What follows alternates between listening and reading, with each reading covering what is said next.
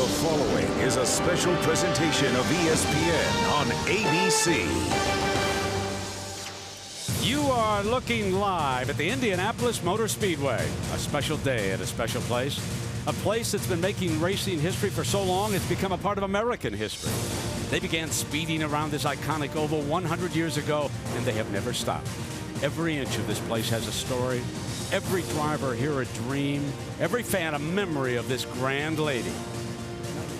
And Brent, those memories begin outside the racetrack, where generations of families have made this walk to the Speedway.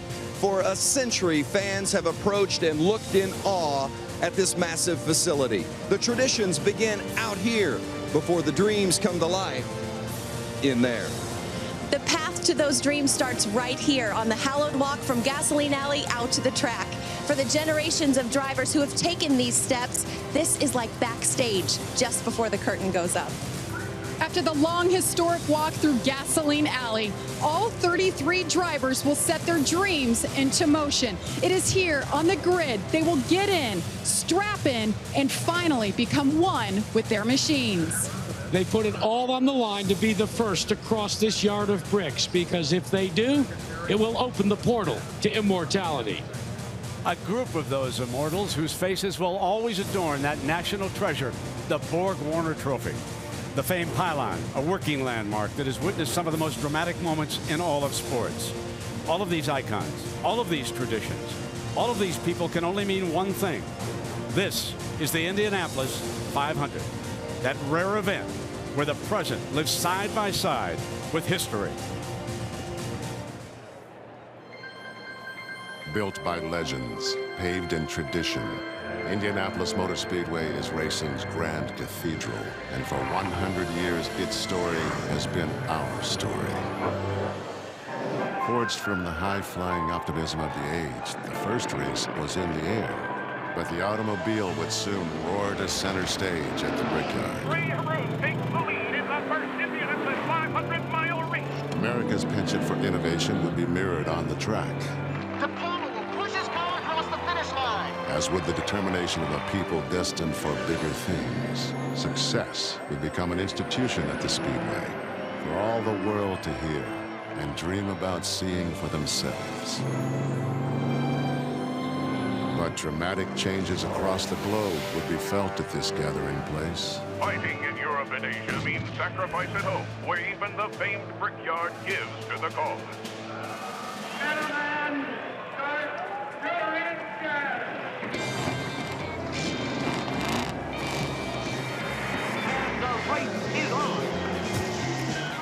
Post-war prosperity would bring a glamorous touch to both track and country. A.J. Foyt has the lead. And new names would thrill new generations of fans. A.J. Foyt pulls into the pits. Unser Sr. out of the pit. The Speedway would keep pace with a faster world, a changing world, knowing full well that danger was always lurking out there.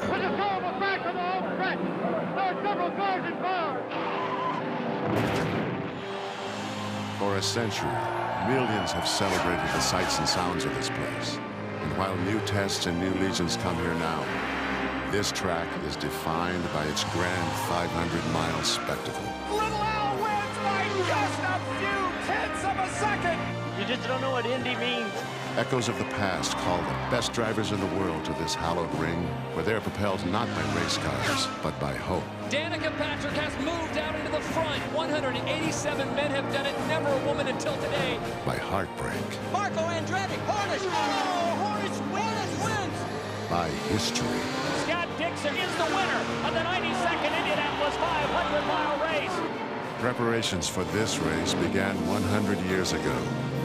Now, a chance to stand with legends on this landmark to the American dream falls to these modern-day gladiators. And today, one will be crowned an Indianapolis 500 champion. If you want to know what it's like to have a 1 in 33 chance of making history, these are the folks to ask. Danica Patrick broke the gender barrier around IndyCar's winner's circle last year. Can she break it again at the world's greatest race? Graham Rahal, one of 3 young guns with a shot at becoming the youngest Indy 500 winner ever, with a checkered flag today. And it was 40 years ago this week that the name Andretti made its first and only appearance in Victory Lane here. Can Marco give Granddad Mario an anniversary present for the ages? We welcome you to the 2009 Indianapolis 500. We're coming to you live from the track at the exit of pit road, little less than an hour from the dropping of the green flag. Hello, everyone. I'm Brent Musburger. Well, like these drivers, we have a lot of ground to cover today. There is the return of Helio Castroneves. There is the new super team of Dario Franchitti and Scott Dixon. And, of course, there is the centennial celebration of Indianapolis Motor Speedway. But everything revolves around the brave 33 who take to the starting line today. 29 of the drivers are looking for their first win at the Brickyard, and Jack Arute is standing by with one of them. Ryan Briscoe, who teams up with Team Penske. And Ryan, what is it going to take for you to finally break into victory lane here at the Indianapolis Motor Speedway? Well, I don't know. Hopefully I can tell you about it at the end, but you know, I've certainly got the butterflies going now, and it's been such a great month for Team Penske. You know, we've been very fast, very consistent, and we just want to continue that into today's race, work with Helio, and hopefully we can be battling it out at the end of the race. Good luck today. Thanks very much. Vince? In the storied history of this race, Tony Kanaan is the only driver to lead 7 consecutive years. But Tony, you've never won it. How much are you willing to gamble to win today? Oh, we're definitely gambling, Vince. I think this morning when we woke up, we saw the weather. It's a little bit humid, more humid than Friday, but we're going to take our chances. I think we finished second, we finished third. All that matters to us right now is the win. So we're going to take a big risk, and we'll see. We'll see if we can drink that milk. He's been the runner-up, Brent. Today, he's one of the favorites to be the winner. Well, thank you, Vince. And from 2 drivers still looking for their first Indy win to one who already has 2. Helio Castroneves has never failed to thrill the fans at the Brickyard. But recent troubles off the track have made this year a difficult one for the Brazilian star. When we return, hard times for a 2-time Indy champion. It was very difficult. You know, it was the hardest thing I ever have to go through. I'm here with my family. And I'm going to pray for justice. I'm sorry.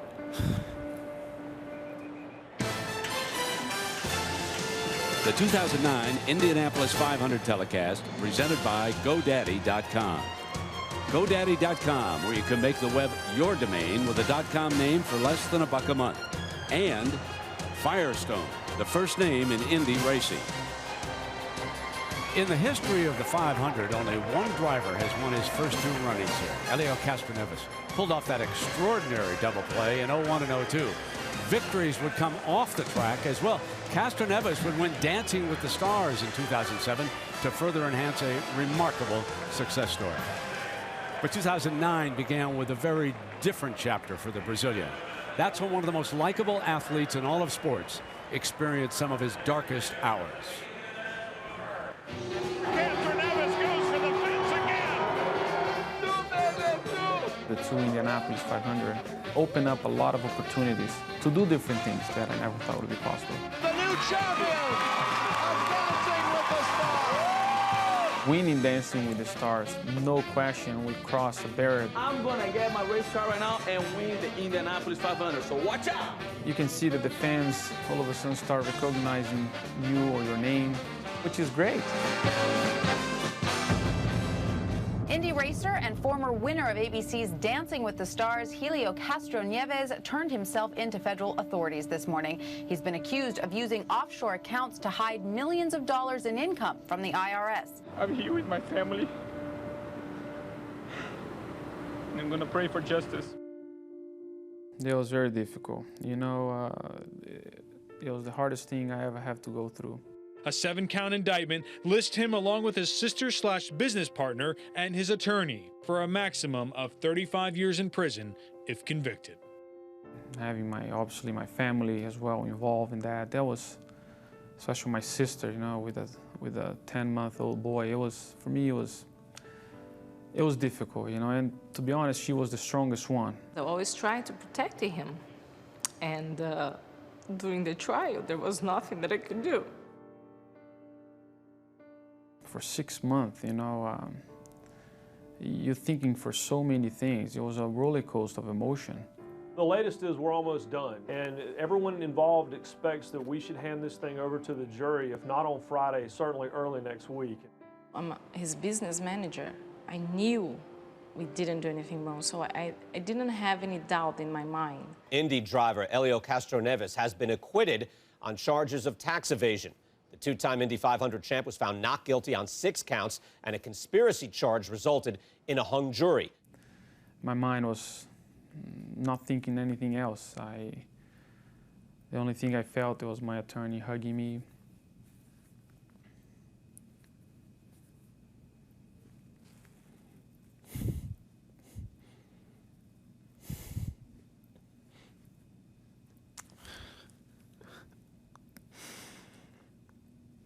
I'm sorry.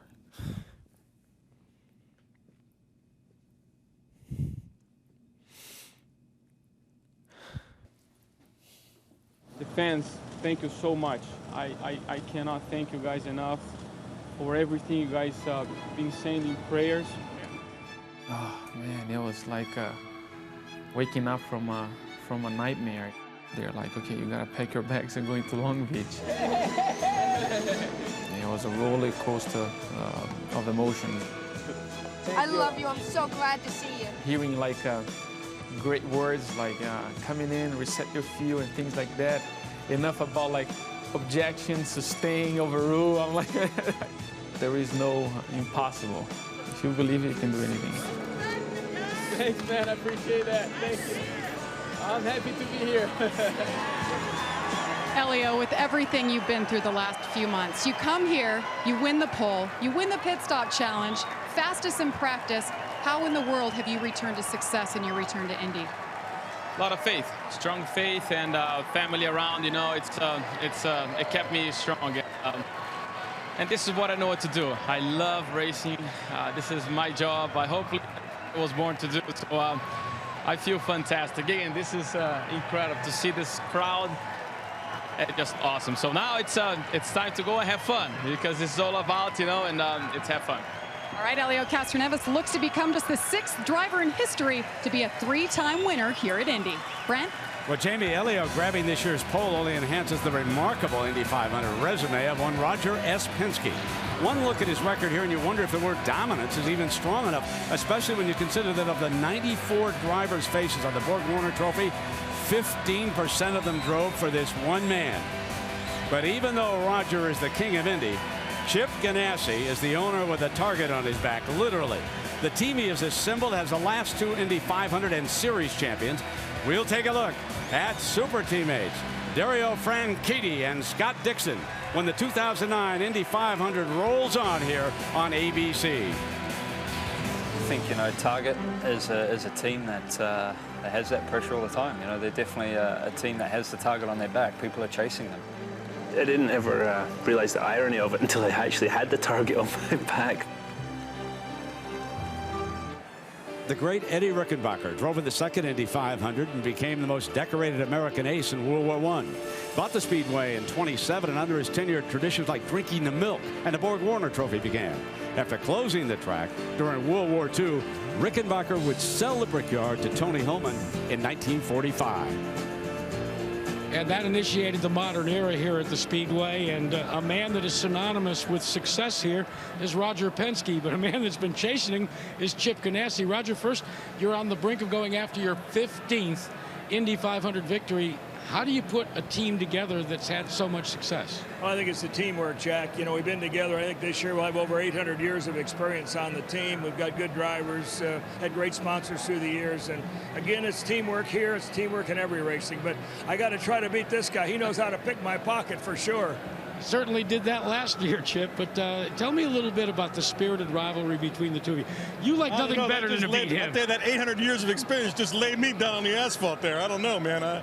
We certainly don't have that, but, you know, hey, if you don't have somebody to shoot at, you know, it's no fun being here. And Roger set the pace for a lot of years, and I like shooting at him, and we like shooting at each other from time to time. But hey, there's a lot of other cars out there that can give both of us a run. I hope it's between us two, but I'll tell you what, a lot of guys back there that got some speed. Good luck to the both of you. One thing you should know is that Chip Ganassi, in his effort to get after Roger Penske, has assembled a super team. and he did it in an unlikely manner. Dario Franchitti will win at Indianapolis. It's so difficult because you have one chance a year, and your whole team has to do their job. You got to do your job. You got to have some luck. When all those things come together and you get it done, it's a cool feeling. Dixon and Franchitti, they're going to go side by side at the line. Going into the last race between myself and Dario, and the winner was going to win the championship, you know, we were pushing as hard as possible. Dixon, Meyer, half a car length. Dario swings it wide. Dixon is out of fuel. Dario Franchitti, he'll win the race. He'll win the title. To come down to the wire with Dario and just lose it the way we did, I think was the most frustrating part. It was pretty dramatic. And I don't think it gets any more dramatic than that last corner, last lap after a season-long battle. It's pretty cool. Having claimed his sport's two biggest prizes in 1 year, Dario left Andretti Green Racing to try NASCAR with a ride from his former opponent, Target Chip Ganassi Racing. Every year I ask myself the same question, do I still want to do this? I'm going into 08, I was like, I'm not sure. And so I thought, well, maybe I should look at something different. That was a motivation to go do NASCAR and try something completely different. I didn't realize quite how different until I showed up there. The day will belong to Scott Dixon. To get everything right on that day takes, you know, a lot of stuff to be working well. To be aligned with such few amount of people in the world that have ever done it, it's the height of excellency. It's everything. And from this day forth, get introduced to just about everybody that you ever meet again as an Indianapolis 500 winner is very, very special. A year later, the tables had turned. Scott Dixon was now on top of the world, while Dario struggled in his new venture. You know, watching the broadcast and stuff, it was kind of like we'd never been there the year before. It's like if the 07 race didn't happen. Watching the 500, watching Scott do his stuff, I definitely felt a kind of a pang of regret. Tough break for Dario Franchitti. He's learning the hard way, that's for sure. They call him the Iceman, but today he is red hot, and he is the winner. Scott Dixon wraps up the 2008 championship in dramatic fashion. From the highs of 07 to the lows of the middle of 08, I learned a lot about myself. I kind of realized how much I missed driving the IndyCar. There was still a part of me wanted to go and continue in NASCAR and try and be successful. But nothing beats driving an IndyCar. Target is a team that has pressure all the time. You know, they're definitely a team that has the target on their back. People are chasing them. I didn't ever realize the irony of it until I actually had the target on my back. Part of being a successful team is people want to go out and beat you. To be called a super team, you know, that's fantastic. You always have to have an extra respect for your teammates. You want to beat them, absolutely. I want to beat Scott, and he wants to beat me. Obviously, with Dario now, it's definitely a strong team. To have the two last 500 champions, two last series champions, hopefully one of us wins the big race and another championship, we'd be pretty happy. Pretty happy indeed, and as you can see, Indy cars are a nice fit for the Scotsman and the Kiwi, above and beyond the 500. But all of that success was when they were competitors. Today is their first run at Indy as teammates. So far, so good. Both are in the first two rows. Franchitti in the third spot, while Dixon starts in fifth. And no doubt they will have something to say about who gets to put their face next to theirs on the Borg Warner Trophy. Of course, the question everyone wants to know, when will we see the first female to grace this hallowed silver lining? She is tough on the track. She makes the cover of countless magazines, but she is also Daddy's little girl. When we come back, a side of Danica Patrick you have never seen before. This is just like the best picture ever, the one of us hugging after the race. We didn't say hardly anything. I don't think we did say I just said I was so proud of you. Hi, I'm Danica Patrick. Welcome to the Indianapolis 500 telecast presented by GoDaddy.com on ABC. As far as the weather is concerned, so far, so good. 70% chance of sunshine the rest of the afternoon. A huge crowd on hand. A program reminder this Wednesday, ABC Summer Smash Hit Wipeout is back with new obstacles, crazier contestants, and even bigger wipeouts. ABC's Wipeout. Catch the season premiere Wednesday at 8 Eastern, 7 Central on ABC. Well, it was 1952 when 22-year-old Troy Ruttman drove himself into the history books as the youngest winner ever of the Indianapolis 500. But the youth movement is out of force at the Brickyard this year, and that 57-year-old record is under serious attack. 3 drivers in the front 3 rows are younger than Ruttman. Of course, Graham Rahal and Marco Andretti can see their surnames on the Borg Warner Trophy, courtesy of Dad Bobby and Granddad Mario, respectively. And right now, Brian Pettigo is with one of the young guns, second-generation Indy driver, Graham Rahal. Brian? So far, so good for Graham Rahal, who will start today's race from the 4th position. Graham, a lot of people have you pegged as the dark horse to win today. How do you feel about that? Well, I mean, I think, to be completely honest, the McDonald's team has worked awfully hard this month. And to be a dark horse, I don't think it's really really fair for any of these guys, because I feel like, you know, we've got such a good car. As I said, we've worked so hard. I think that we should be one of the favorites, not one of the dark horses. I think that if we can run up front with the top 3 there and kind of hang in there, or if we can get out front, my car's really good on my own. So if I can get out front, I don't think that really anybody can get by us. So that's what we're hoping for. Now, you're not technically a rookie this year, but you haven't completed an Indianapolis 500 yet. How will you approach the 500 miles today? Yeah, I mean, it's going to be tough. It'll be a little bit different today, but for sure, you know, the biggest thing is patience. And obviously the main goal has to be we got to get the McDonald's car to the end, and of course we want to win the race. But you know, if we only have a 10th place car, we're not going to put it in the fence, that's for sure. Well, from one of the youngest drivers in the field to one of the oldest, John Andretti is with Jamie Little. And John, making history today, is the first driver to ever drive a car at the Indy 500 for the King, Richard Petty. John, what is it like driving for the King here at Indy? Well, I've driven for him for a long time, and it's always been a pleasure to drive for Richard and all Petty Enterprise and the Richard Petty Motorsports. And Richard to take time out of his schedule to come up here is just means a lot to me personally. And you know, everywhere you know where he's at, because all you do is got to look for all the people. And I want to thank Window World for making it all happen, because they're the glue that brought it all together, and Dry Reinbold Racing for their team and the tenacity of the race team and the help of the race team to get in this race. John, it was a struggle getting in here. We know, we've been watching you. You made it in the field. What are your chances today? Well, I don't know. I mean, I don't know much about the car. We did on carburation day. We just ran on scuffed tires. And, you know, just trying to get a feel, and the scuffed tires really don't give you a lot of clues. So we'll see how it goes at the beginning here, and try to work our way and get comfortable and work on the car all day. And long race, who knows? Maybe we can get the Window World near the front. And I mean, a top 10 would be definitely a victory for us. Hey, it's been 40 years since an Andretti was in the field, and I believe you think your family is due. Let's go over to Brienne. We're getting ready for driver intros here, Brienne. We're getting ready. I'm here with the newest member of Team Penske, Will Power. Will, what does it feel like to be a part of a team who has won this race 14 times? Yeah, a lot of pressure. No, but it's fantastic. Great team. It's been a really good month for me. Very comfortable, and 2 good teammates, and we all work well together, so it's very good. Well, they are getting ready to be introduced to the enormous crowd here. Will start 9th today, Brent. All right, Brent, thank you very much. And as we stand here at the end of pit row along the front straight of the Indianapolis Motor Speedway, it's amazing to think that 100 years ago, this track was right here. Sure, the surface has changed and grandstands have been added, but in a day and age when stadiums are put up and torn down like movie sets, kind of nice to have some place in sports that resonates history and tradition, isn't it? And one of those traditions is driver introductions. Here now, Indianapolis Motor Speedway announcer Dave Calabro.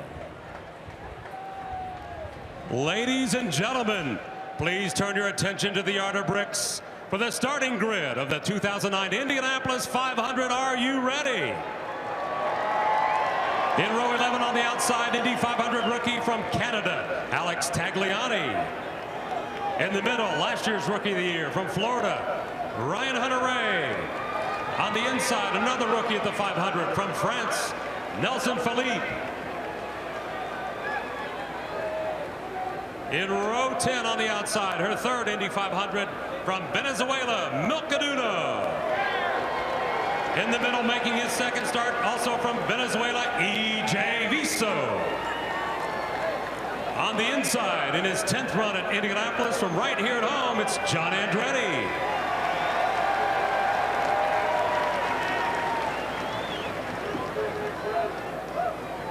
In row 9, on the outside, Indy 500 first-timer from England, Mike Conway.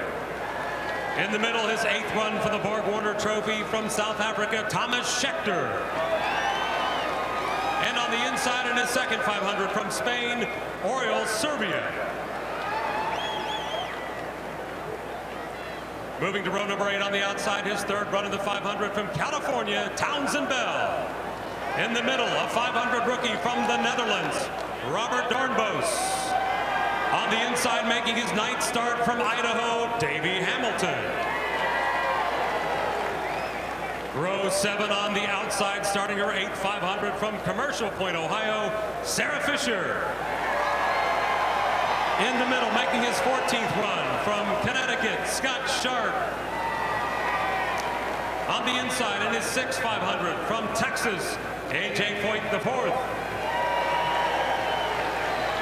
Row 6 on the outside, his 7th start, 2005 500 champion from England, Dan Weldon. In the middle, his 6th run at his home track from Indianapolis, Ed Carpenter. On the outside, his 2nd Indy 500 start from Tokyo, Japan, Hideki Muto. Row 5 on the outside, his 2nd start from Sheffield, England, Justin Wilson. In the middle, his 7th 500 from Brazil, Vitor Meira. On the inside, his 6th run in Indianapolis from Canada, Paul Tracy. Row 4 on the outside, his 1st 500 from Brazil, Rafael Matos.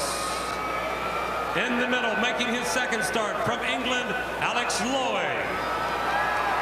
And on the inside, her 5th Indy 500 from Roscoe, Illinois, Danica Patrick.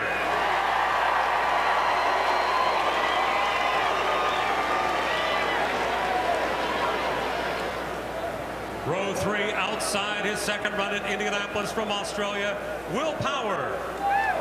In the middle, making his 4th start here from Nazareth, Pennsylvania, Marco Andretti. On the inside, running his 2nd 500 from Brazil, Mario Moraes. Row 2 on the outside, his 8th start from Brazil, TK Tony Kanaa. In the middle, his 7th 500, the defending champion, ladies and gentlemen, from New Zealand, Scott Dixon.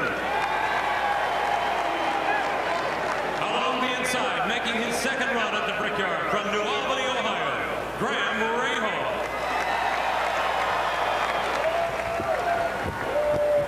And in row number 1, on the outside, his 6th start. He won here in 2007 from Scotland, Dario Franchitti.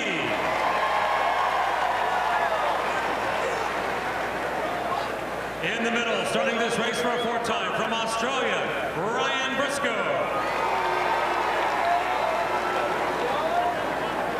And on the pole, in his 9th start, 2-time Indy 500 winner from Brazil, Helio Castroneves. The race fans, here they are, the 33 drivers in today's 2009 Indianapolis 500-mile race.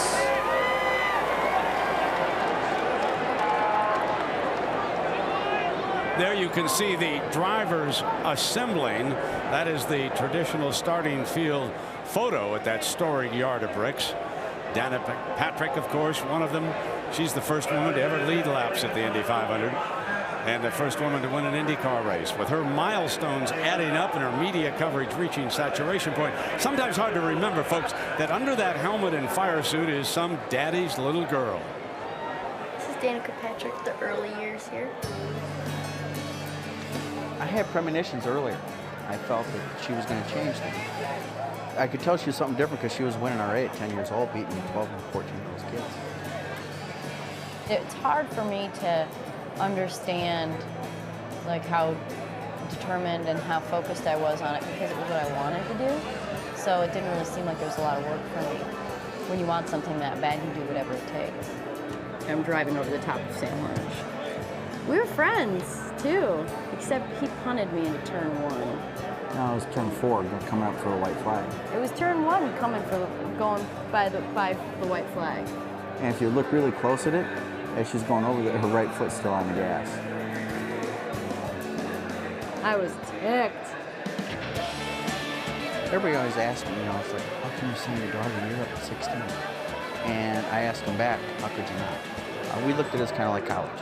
And this is what you want to do for a living. So at 16, she went off to Europe and went to a school of hard knocks. I didn't get invited all places. I didn't get called very often. I didn't, I don't know, I just got left alone a lot. She had a thick skin, a hard shell, we called it. So you couldn't get into her. She wouldn't let anybody in. She couldn't hurt so much. I came back, I was much more cold, reserved, and guarded, and emotionless. I learned that, I had to protect myself so that I wouldn't be vulnerable. So, I didn't learn much about race cars, but I learned a lot about life. Danica Patrick leads the Indianapolis 500. 187 men have done it, never a woman until today. This is just like the best picture ever, the one of us hugging after the race. We didn't say hardly anything. I don't think we did say I just said I was so proud of you. And we walked from the garage to the pits, and everybody yelling and screaming, and everybody just falls in love with her. And it's kind of like a proud moment. Yeah, my chest comes out a little farther. And, it feels good.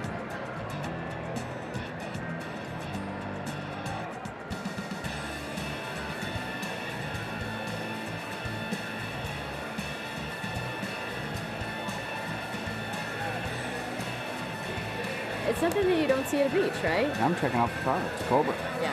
I want to make sure it was a real one. Yeah, no, it is a cool car, actually. I mean, it's all for fun, right?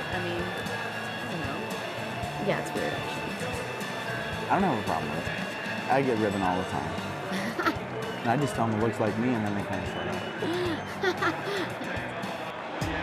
Here she comes.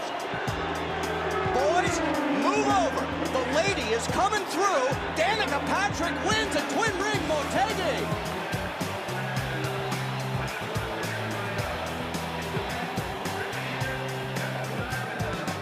Finally. It was almost like, no way. Like, really? Is this really happening? And then it was just a feeling of major, major relief. Here I get with this trophy that took a couple of people to carry over. I just couldn't believe that first versus second could be that different. I'm like, man, I feel really bad for you, but I am big chicken right now. She didn't need to go to victory lane to make me happy. I mean, it was more for her. This is the best day of my life. I've dreamt about it. I'm just so proud of her. I was sort of happy / sad and curious and concerned that he said it was the best day of his life because there was my birth, Brooke's birth, the day he got married. There's a lot of other days that would presumably be bigger. That puts it in perspective a lot. Paparazzi and fans abound wherever Danica Patrick goes, and it's no different as she's made her way to the car. And Danica, what most people tend to forget is that you're a veteran of the Brickyard here, so I wonder, those experiences, how do you parlay them today for a trip to victory lane?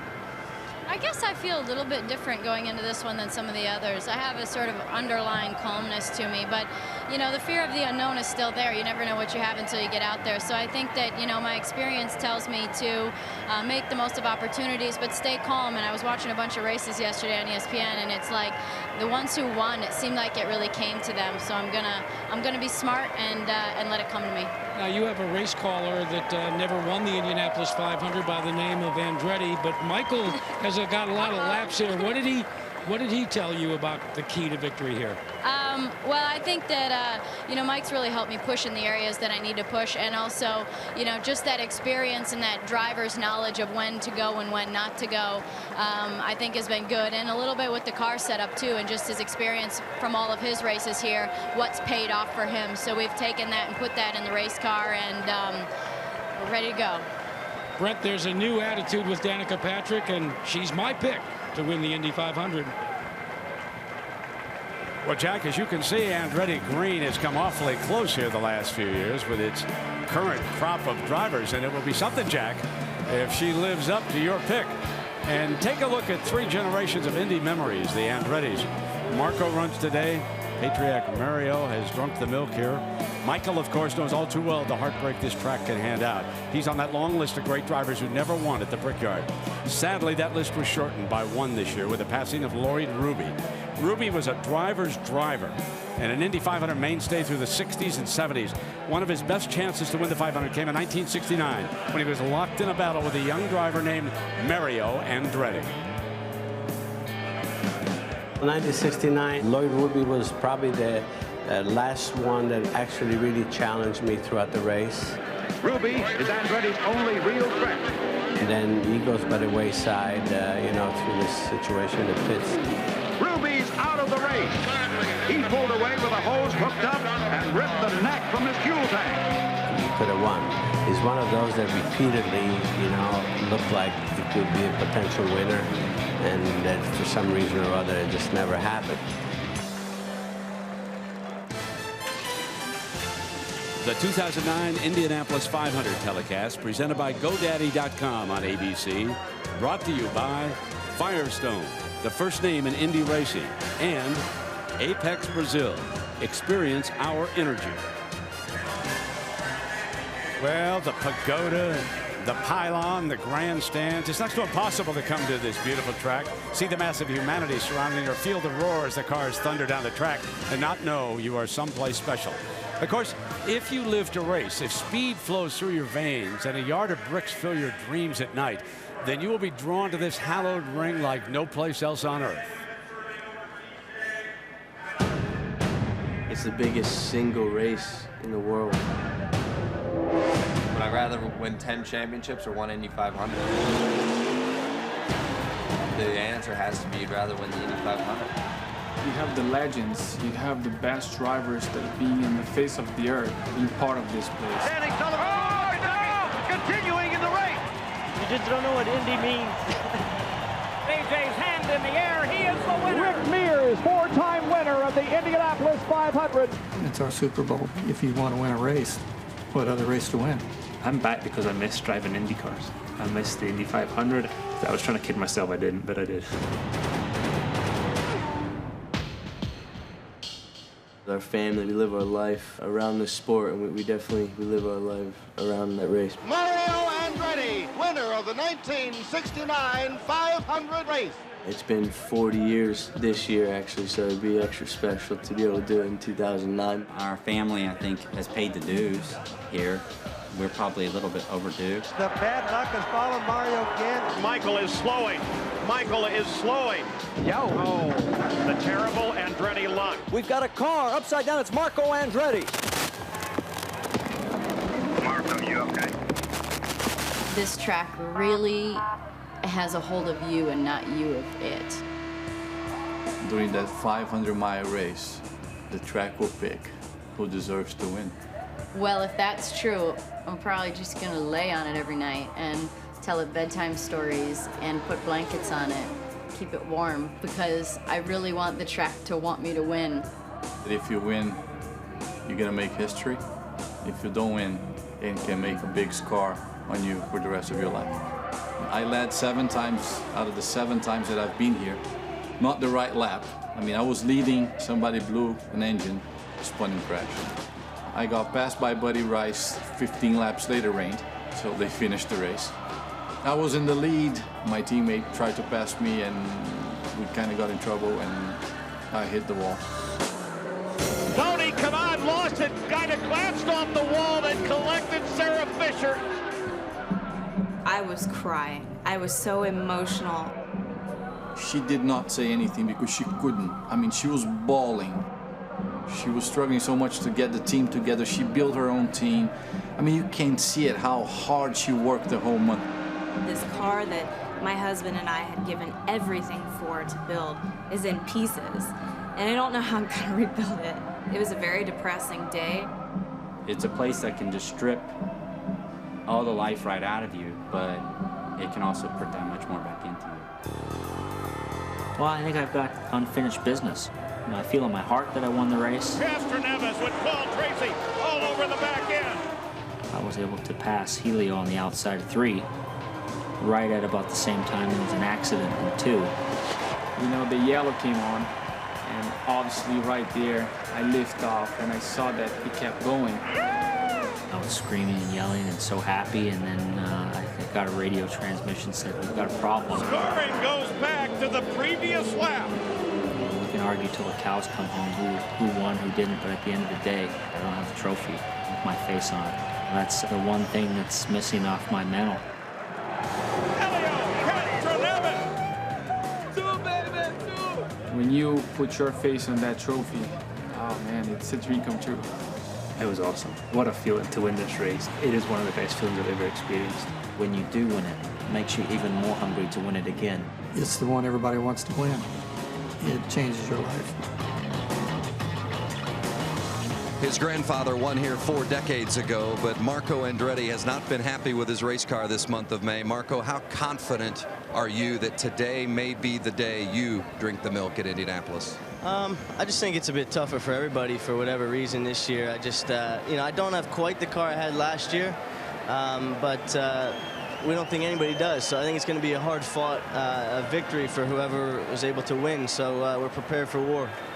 The Andretti family has 60 Indy 500 starts, but just 1 win. Those are the highs and lows of Indy.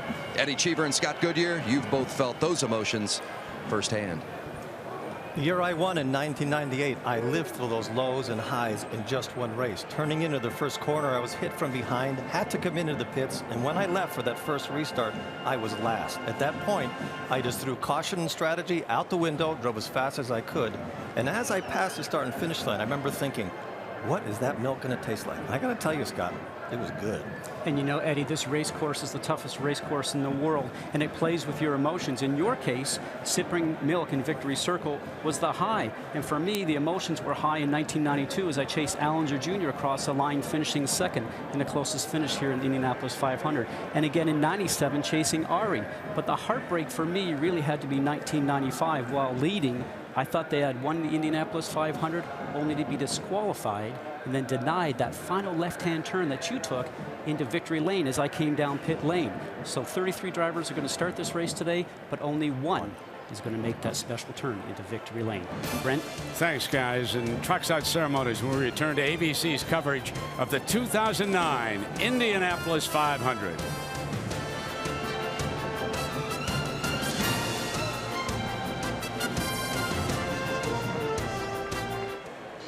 At the 500, this is the centennial era.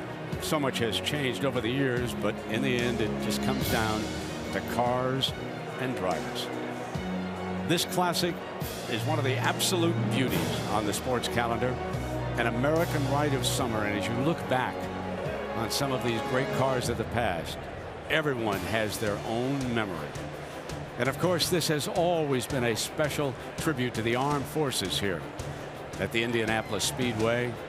They bring together the branches of the service: the Army, the Navy, the Air Force, the Marines, and the Coast Guard. It's a chance to witness history going by at 200 miles an hour here. It is the Indianapolis 500 telecast presented by GoDaddy.com.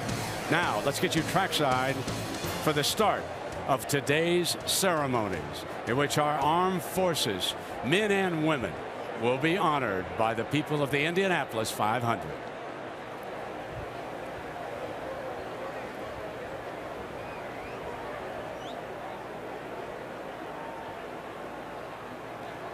Ladies and gentlemen, please rise and remove your hats for the singing of our national anthem, performed by Major Lisa Kopinski from the Indiana National Guard's 76th Infantry.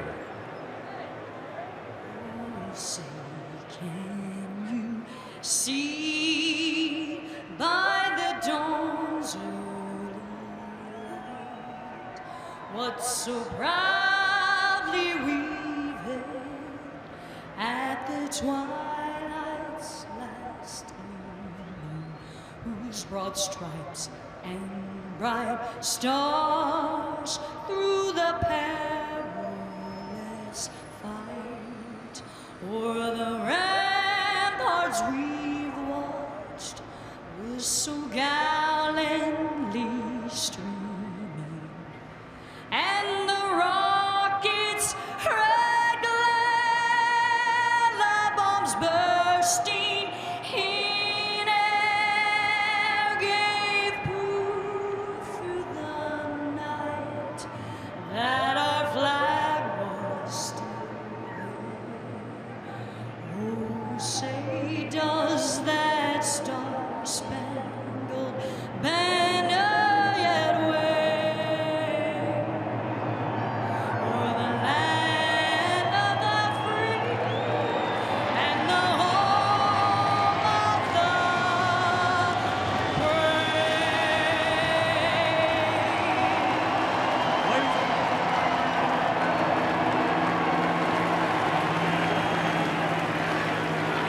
a huge crowd ready for the 2009 Indianapolis 500. The 33 Warriors will now climb inside their cars.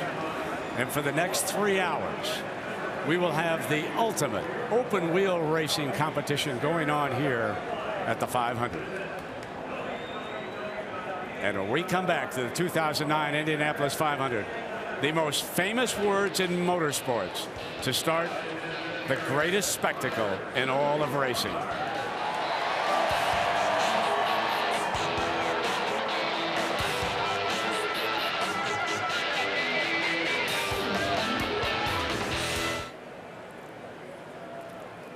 The connection between the Indy 500 and Memorial Day goes back to the very first race, a tradition they are very proud of here in Indiana. All the branches of our great service have their own traditions unique to them. But during this last week in May, all branches of our military unite to honor the most cherished members of this very brave, very select group of Americans.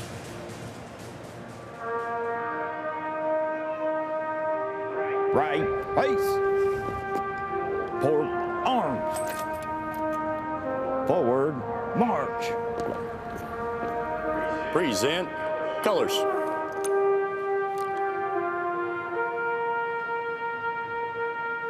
The uniform, a symbol of commitment to a people and a nation. Every day of our service, we wear this uniform with pride. But on Memorial Day, our uniforms are worn not just for us, our branch of the military, or even our country. They are worn in tribute to our brothers and sisters who have paid the ultimate price. For over 200 years, the examples of their courage have guided us in our defense of life and liberty. We are only able to stand guard now because other brave men and women have fallen. Please join us in honoring those who have given so much for our country.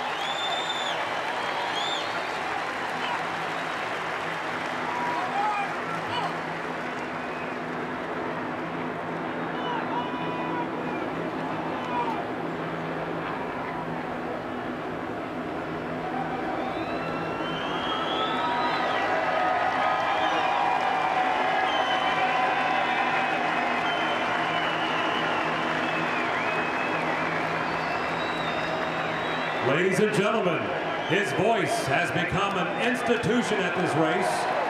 Here to perform, back home again in Indiana, it's our good friend, Mr. Jim Neighbors.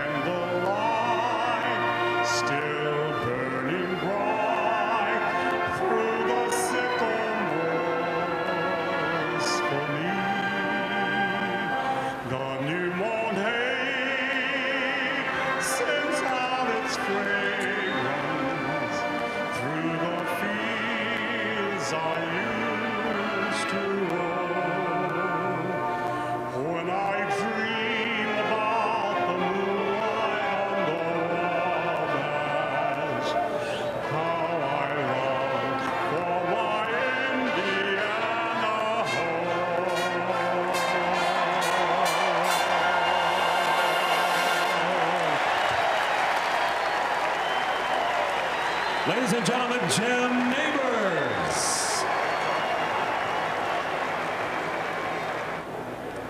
Race fans, and now to say the most famous words in motorsports, the chairperson of the Indianapolis Motor Speedway, Mary Holman-George. Ladies and gentlemen, start your engines.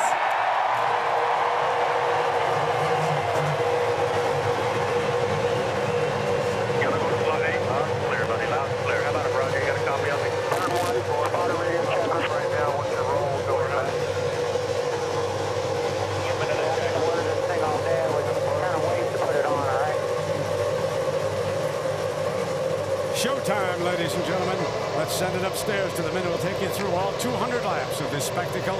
Marty Reed, Scott Goodyear, and the 1998 Indy 500 champion, Eddie Cheever. Take it away, gentlemen. All right, thank you, Brent. Hello again, everybody. You know, as we celebrate the Centennial era, traditions are built over time. For example, the command to start engine started back in the early 50s by Wilbur Shaw. But I can guarantee you one thing. The 33 drivers with engines fired behind us aren't worried about tradition, aren't worried about the Centennial era, not even worried about their place in history. What they are worried about and focusing on is the next 500 miles. Absolutely. And every one of them has a plan. And this place will take plans, rip them up, and throw them in the garbage can really quickly. The veterans know that, and all they're doing right from the beginning is focusing on tuning themselves and their car so they're ready for the end.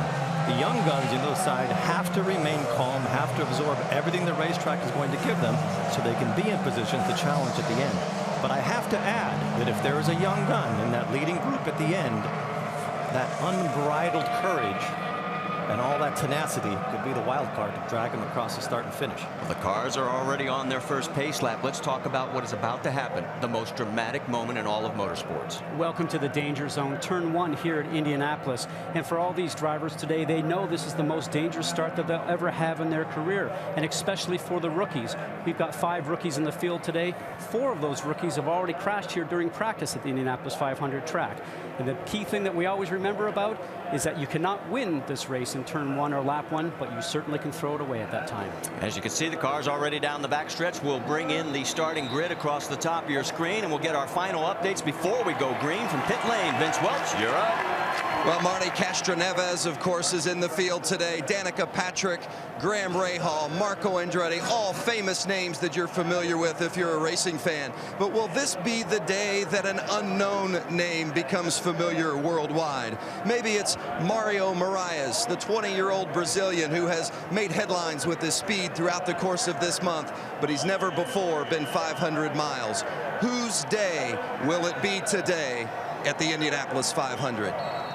The drivers starting toward the back of today's field will all agree that patience is the key to the start of this race. They've got to choose the right moment to attack and charge through the traffic. But when you've built your life around speed, patience doesn't always come easy. Drivers may get all the glory, but 8 to 10 times today for about 9 to 11 seconds, the guys behind me will put it all on the line to bring their driver to victory lane. But each one of these guys wants to compete flawlessly, because the one thing that sits in their mind between their performances, God, don't let me be the one to screw up. This race often takes precedence over life, not only for drivers, but for wives. 3 drivers in the field, Scott Dixon, Ed Carpenter, Alex Lloyd. All 3 of their wives are expecting children. Samantha Lloyd is due today. She just informed me she is feeling contractions, but she made a pact with her husband and with the team. They will not say a word Why? His focus today is on winning the biggest race of his career, and then he can tend to life and his wife. Marty? Well, Jamie, you're right. The last thing Alex or Ed want to hear right now is, ladies, start your contractions. Here's our GoDaddy.com, what to watch for.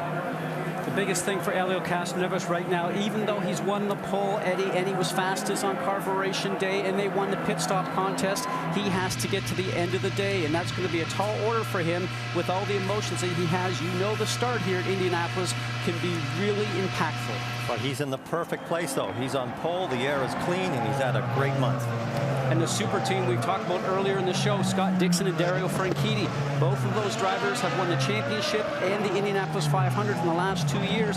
That is the new super team, and Penske, I think, is now worried about what they can do. I would be worried about those two guys also, because they're both veterans. They both won here, and they know that to get to the front, they're going to have to work together. If you don't work with somebody today, you're not going to get to the front.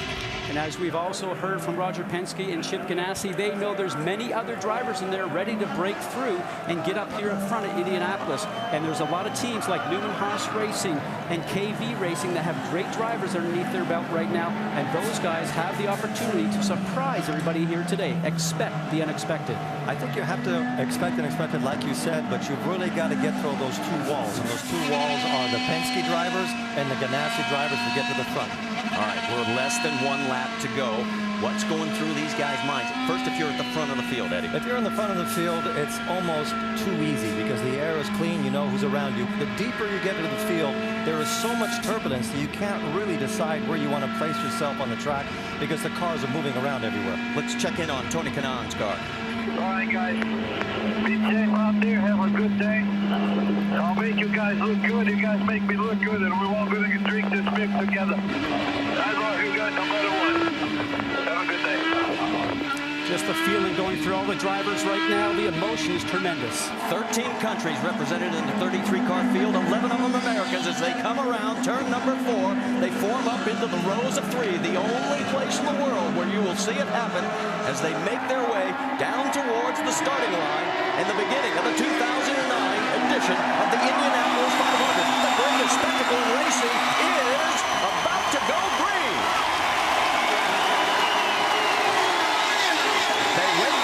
They waved the start off. Now let's explain that, Marty. The rule is that you're supposed to stay 3 wide all the way through turn 4, come onto the main stretch so the groups are all in rows of 3, 100 feet apart from each other, and then take the green as you come on to the front stretch. No doubt, Eddie, Helio Castroneves had gunned it right there going into turn 4. We talked about him keeping his emotions in check. I think he's just so excited right now, he wants to get going. Well, he really is the guy that gives the pace, though. So maybe if he started as early as he did, the other one should have continued. But in the driver's instructions, Brian Barnhart does tell them where you're supposed to accelerate. And it's so hard from here to see where he did. I'm laughing at you because your first comment is really like a true driver. I would have said the same thing if I was driving, but we know the instructions from the president of the Indianapolis Racing League. All right, so we'll try this all again as you get a shot of this huge crowd, about 300,000 strong. And boy, just getting in today was a trick. But here we go one more time as the field forms up. They come around through turn 4, and Helio's on the gas again. We'll find out if this one sticks as they come down towards the starter stand.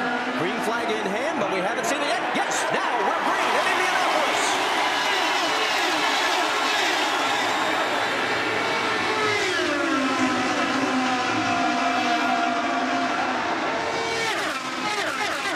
Oh, we've got a crash in the short chute. 2 cars into the wall. And it looks like one of them might be Marco Andretti. Taking a look right now, trying to see who that is. Boy, we talked about this. You have to get through the first turn and the first lap because you have to finish here if you have a shot at winning.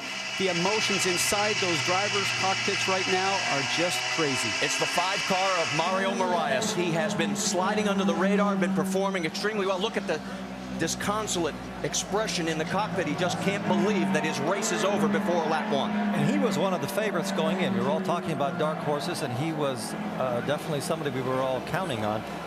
What happened? With what I saw, it looked like he was on the outside, and then another car got into him, and there just wasn't enough room between the wall and him. Watch about a quarter distance back, and you can just start to see the car on the inside moves up just a little bit too much. The spotter should have been telling him there's a car on your high side. And that car that moved up was actually Mario Moraes, so he should have known that the other car, which I believe might have been Marco Andretti, was there. Yes, it was Marco, and you can see that he also had contact with the wall. So put that directly on Mario Moraes. Now watch up front. Marco's doing a great job on the high side. They're on the gas from the short chute.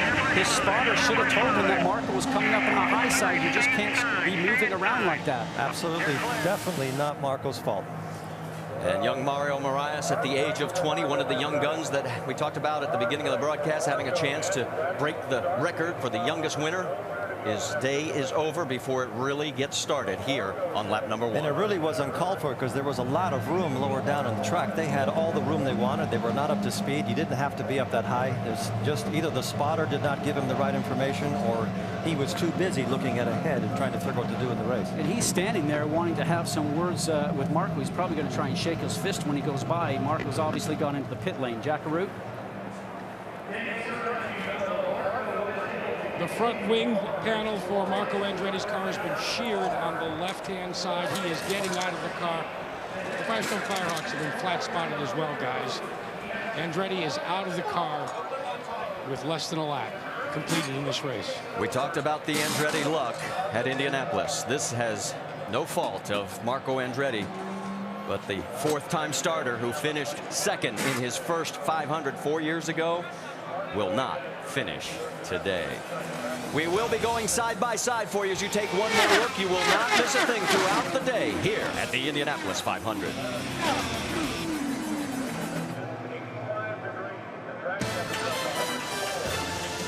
The 2009 Indianapolis 500 telecast presented by GoDaddy.com. GoDaddy.com, where you can make the web your domain with the .com name for less than $1 a month. Prescription Flomax. And Firestone, the first name in Indy racing. As you look down high above the Indianapolis Motor Speedway, let's get an update on Marco Andretti's situation, Jackaroo. Yeah, we caught up with him, Marty. What happened, Marco? The kid doesn't get it. He never will. You know, I feel so bad for the Venom boys. I mean, you know, you'd think, you know, somebody would know that somebody's sitting right outside of you. I mean, he had nobody inside of him. He's just clueless out there, and I was really worried about that at the start, and you know, sure enough. When you saw him and where you were, was there any warning at all, or did it happen too quickly? Yeah, I guess the warning should have been who I'm racing against, but you know, it's so disappointing. I mean, I'm sitting outside the guy. He's clueless. Guys, if you take a look at this accident, it certainly brought an end to Marco Andretti's dream today. It certainly did, but we always talk about risk and reward, Eddie. Marco's right to be angry. The other car moved up on him, but that really isn't the best of place to be at the start of the race, because things like that can happen. You're always better off if you're lower down and not too high, and that happens. There's no place to go but the wall. But I think to his point also that Moraes had a lot of space on the lower side. Moraes is going slower. Obviously, if Marco can get around on the outside, I mean, he's just not even aware that somebody could be coming on the high side of him. Plus, his spotter, which are the people that are up on turn 1, should be telling him that you have a car on the outside. I mean, there's fault on both sides. Oh, no, I totally agree. I'll agree. I'm just saying it was just happened at the wrong time. Let's check in with Jamie Little. Mario Moraes has been released, walking now, very upset. We just heard from Marco. Mario, what is your take? Yeah, I don't know. What you heard from him? What he said? He said that you didn't obviously know, or you didn't have a clue. What is your take? I know that he hit me, okay? I was in the front, I was holding my line, and he just hit me. I don't know from where to. Where are you going right now?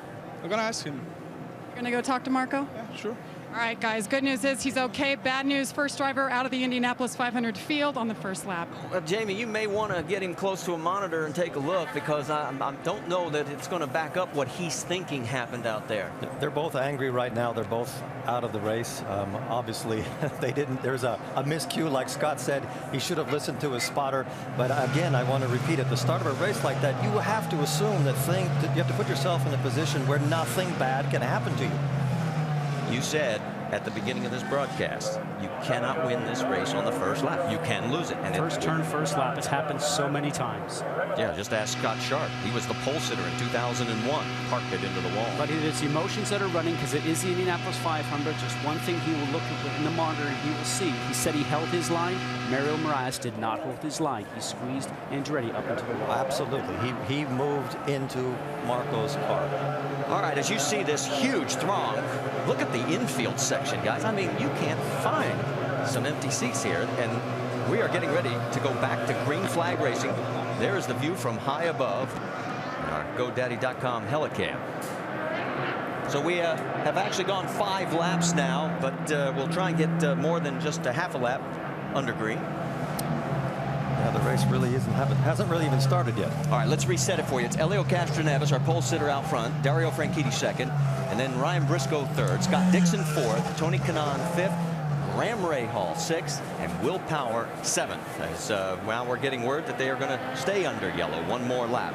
We thought we were going to go one more time, and Marco still trying to figure out what went wrong. This will be a long week for the next race coming up at Milwaukee next Sunday, which we have on ABC also. But I can tell you from past experiences here, it'll be the longest week of your life when you've had a situation like that here in Indy. Well, try and put into words for the viewer at home. These guys have been here for 2 weeks working for this moment, and honest to goodness, the national anthem lasted longer than those two did. That's you mean. But you're absolutely right, and that's what's going through his mind right now. He's watching. Everybody's out on the racetrack playing on his playfield, and when your last name is Andretti, that's amazing. It's a very tough learning lesson for both of them. He had the chance to win the race today, Eddie. We talked about that with KV Racing, a talented team, great engineering. They've stepped everything up this past winter. I talked to them. Aerodynamic program, a reduction in downforce, a reduction in roll. It was amazing. And as we come around turn 4, we are back to green flag racing here at the Indianapolis Motor Speedway. Look out, we got a move heading down the front stretch. Dario Franchitti wants a piece of Helio Castroneves, and he is going to take the lead. And Franchitti pulls away quickly. And it's the Penske-Ganassi battle. So now it is Franchitti, Castroneves, and Briscoe. And while all this is going on, we can tell you that Alex Lloyd had to come into pit lane. His tail light, the yellow light, the warning light in the back of the car had to be repaired. And so he is in pit lane as we speak. And that's going to hurt his chances. Remember, Alex had a great qualifying run, qualifying 11th. He was good actually throughout the whole month, and he topped it off with that great qualifying lap. He's also good in carburation, but to have that happen this early in the race is terrible. Meanwhile, up front, Dario Franchitti continues to try and lengthen his lead. It's the 4th time in 6 500 appearances that Dario has led. It's got Castroneves, Briscoe, Dixon. That's your top 4. And Marty, that first lap was turned at almost 218 miles an hour by Dario Franchitti. All the drivers are wondering exactly what type of race pace they were going to be seeing here on race day. As we see Alex Lloyd just starting to join run back in here on the field. And everybody wondered if it would be 218 or 221 with the heat that we have here today, at least 15 to 18 degrees warmer than we've seen here all month. You saw Alex Lloyd coming back out from pit lane trying to get up to speed, and we'll reiterate he had the caution light, the rain light, you might want to call it also. He had to have that repaired. That was Castroneves' radio. Lloyd is in a tricky position right now because he's not really quite up to speed, and he's got the whole group behind him, so he's doing everything he can to hook onto that group in front of him, because if you don't, you'll get gobbled up and spat out the back of him. And he is 1 lap down to the race lead as they head through turn 3. Now for Alex Lloyd, do they change their strategy just a little bit? Because when he went into the pit lane to have that repair done, he certainly would have filled up with fuel. So in that scenario, he'll be trying to just extend his run, Eddie, as long as possible, and hopefully catch the yellow in the right time to get his lap back. Right, exactly. And stay out there for the yellow. Just hope it all comes back to him. All right, let's go on board with Helio Castroneves in our Firestone telemetry.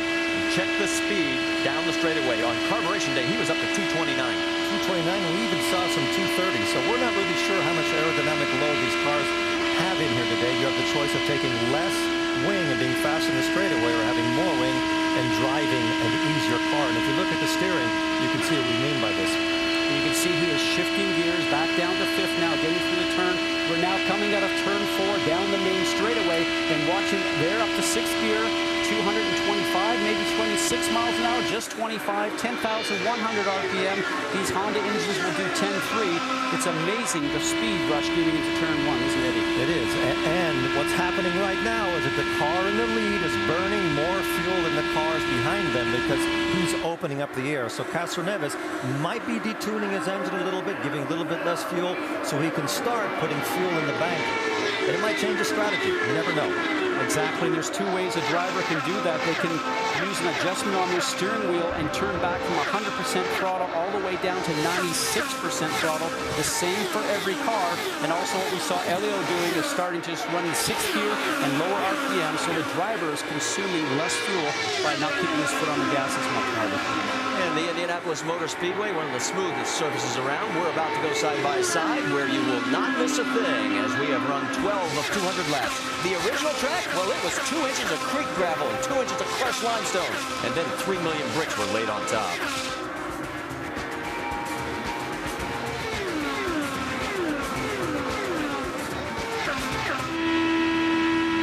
Well, we are at lap 16 of 200 here at the Indianapolis 500 telecast presented by GoDaddy.com at the Indianapolis Motor Speedway. And Dario Franchitti has a ½ second lead over Helio Castroneves. Ryan Briscoe is 3rd. Scott Dixon is 4th. And Tony Kanaan rounds out your top 5. And lurking in 6th place is Graham Rahal, son of the 1986 winner. There you see Tony Kanaan, and there is Graham Rahal. Vince, can you give us an update on his situation? Graham Rahal just communicated with his team that he's feeling a little bit of understeer, but otherwise he's feeling fine. He's already done better than a year ago. Remember, he lasted just 36 laps last year. So even though he doesn't really know how the 500 miles will challenge him, we definitely know he's not going to finish 33rd as he did a year ago. And the thing I loved about it, Eddie, in the pre-race, he says, hey, I'm not an underdog. We're going to contend. That's a great attitude. What he's doing right now is he's absorbing all this experience, his learning as fast as he can, and he's putting that stuff in his head, and he's telling them what the car is doing, but he's hanging on to that group of 5. A little bit further back in this field, remember Paul Tracy? Well, he has moved himself into the top 10 in that number 15 machine for KV Racing. And right behind him is Danica Patrick. Of course, Paul, as you see Vitor Meira go through, he is right ahead of Tracy in the 9th position. There is Paul as he makes his way through the corner, and he still feels that he won the 2002 race. He has some unfinished business here. He's got a chance to rectify it today. There really are 2 groups right now. It's the first 6, then there's a little bit of hole to 7th. Jack, you've got more? Yeah, Paul Tracy is having his race today called by his good friend and the man that convinced him to come back to Indy, Jimmy Vasser, on the left-hand side of your screen. He and Tracy sat down and talked this race through yesterday afternoon. They determined that what they were going to do is kind of like they did in the Kentucky Derby, where the Calvin Burrell held the horse back until the final moments. Vasser and PT are, and I quote, cruising right now. Jimmy just told me we're not going to show what we've got until lap 150. Interesting, huh, guys? Yes, it is, Jack. Very interesting, and it'll be interesting to see if that is able to be played out, because as you mentioned earlier, you make this plan, and 9 times out of 10, it changes fast. But he got into his rhythm really quickly, so I think Paul has a... Oh, and we've got another crash here at the Indianapolis Motor Speedway, and that is the 21... Ryan Hunter-Reay is actually all the way into the pit lane right now. So that came off of turn 4. And whatever problem he had, he came down into pit lane. Floyd slowed up right in front of me in 4. So Copy that. Telling his team that Floyd slowed up to him just in front of him through 4. And he probably had to get off the gas. And another short day. And these cars are really good at speed, but whenever you take the throttle off and need to change direction quickly, all the balance just goes out the window. Well, remember, Ryan Hunter-Reay was Rookie of the Year last year here at the Indianapolis 500, and unfortunately, his day is going to be over, and he will probably finish in 31st, if my numbers serve me correctly. We have 2 other cars out already. Now, this is turn 4 that we're looking on. They both look just a little bit high. And I'm not sure that there's any problem there, with the exception, Eddie, that he's just off of line and just a little bit high getting through the turn. And he got up into that gray area, and it just got out from underneath him. To me, it looks like he's just too high. Like you said, I didn't really see Floyd slow down. Maybe it happened early on and we didn't see it, but high last year, the same thing happened. High in 4 is a bad place to be. And that's probably, I think, one of the worst areas to have an accident. Let's go on the onboard. I listened to his throttle at the same time. Inside. Be ahead. This is us. He was already off the throttle by the time we jumped on board with that. He knew that he was losing it already, and that's just an awful feeling. Now, this is setting up the first round of pit stops, but they will not open the pits until they can remove the car out of the entrance of pit lane, so this might just take a few laps. So for Ryan Hunter-Reay, who finished 6th last year in his inaugural running of the Indianapolis 500, he will end up 31st this year on the record. This track sure started off the race being hungry. Yes, it has eaten 3 cars, and we have gone a total of 21 of the 200 laps. Let's check in on Danica Patrick as she started in the top 10. She is running 11th right now. Let's listen in on the radio. It's not too bad. It's just kind of like buffeting all over. I felt it better, and stiffer front bar helped me on entry, so leave it. So that's a lot better than what she was telling the crew during Carburation Day when she was 23rd on the speed chart. Carburation Day, the final practice day that we had here on Friday, she said some of the same comments, that it was sort of buffeting around underneath her. She didn't seem to have a whole lot of mechanical grip to the racetrack, Eddie, but she's also saying that she's adjusting her front bar and it makes it feel better going into the turn. We sensed on Friday that the car was very nervous on the entry to the turn, and the back end wanted to come around on her, so the team was going to make some changes for race day here today. You know what I really liked about that radio communication she had is she was totally calm about it. The car's okay, we're making progress, I'm comfortable. And she's approaching the race, I believe, in the right manner because it's so early on. She's just trying to get up to rhythm, and obviously she's found her rhythm. Now they can work on it. Maybe they can take some wing out. As her information gets better and as the group gets peeled apart, she'll be able to dissect her car a little bit better, and she really is only like a mile and a half off. And she did say at the very beginning of the interview, just before she climbed into the cockpit, that she was very relaxed this year, so that helps the driver get through the race and makes the guys understand what she's saying in the pit lane just a bit easier. Okay, pit lane is over, but remember, they're going to have to tiptoe a little bit because of the fact that they have the debris that they're still cleaning up right about there. And you can see that our race leader, Dario Franchitti, is really slowing down as they come by the front straightaway, and we get set up for Apex Brazil triple pits, and Vince Welch there coming your way. Well, with these 3 drivers, all 3 have stressed during the course of this week that they want to make sure that first pit stop is good and solid. Build the confidence of the team. It's not going to be the fastest one of the day, but they want to make sure it's efficient and no problems. Air pressure adjustments for Dario Franchitti and Ryan Briscoe. Helio Castroneves will have no changes to his race car.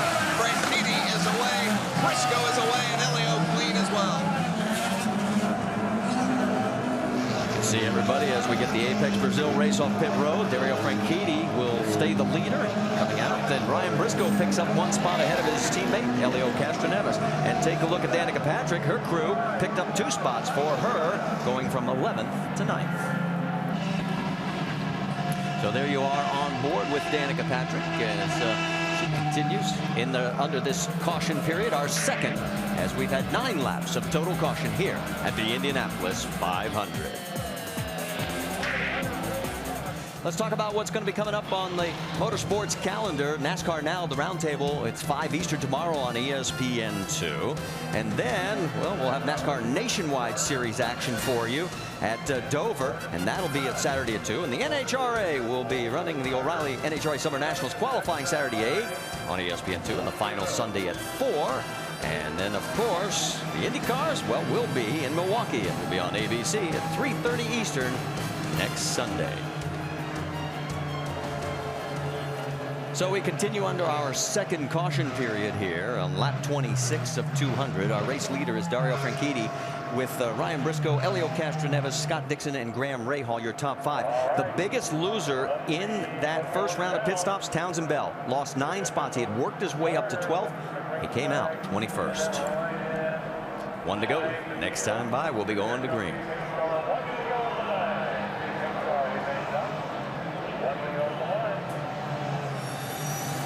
So as we have been through our first round of pit stops, let's check in our GoDaddy.com rules of the race.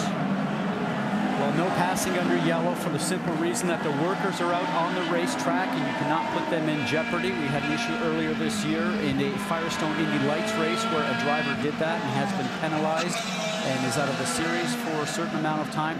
Fuel capacity, Eddie, 22 gallons of ethanol is what the car can take on. That's not saying that everybody put on 22 gallons in that last stop. And as we saw, 6 men over the wall to get that service work done.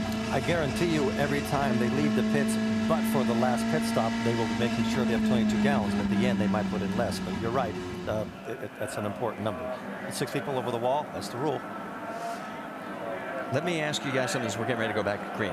Everybody says you don't want to be the leader on the restart. We saw what happened on the first restart. Helio Castroneves got passed. Is it going to happen again? It looks like he's got just enough of a jump on him this time to not. No, as you watch, he'll just keep closing as they get down to the middle of the straight. If he passes the line of bricks on his gearbox, he has a chance of getting underneath him.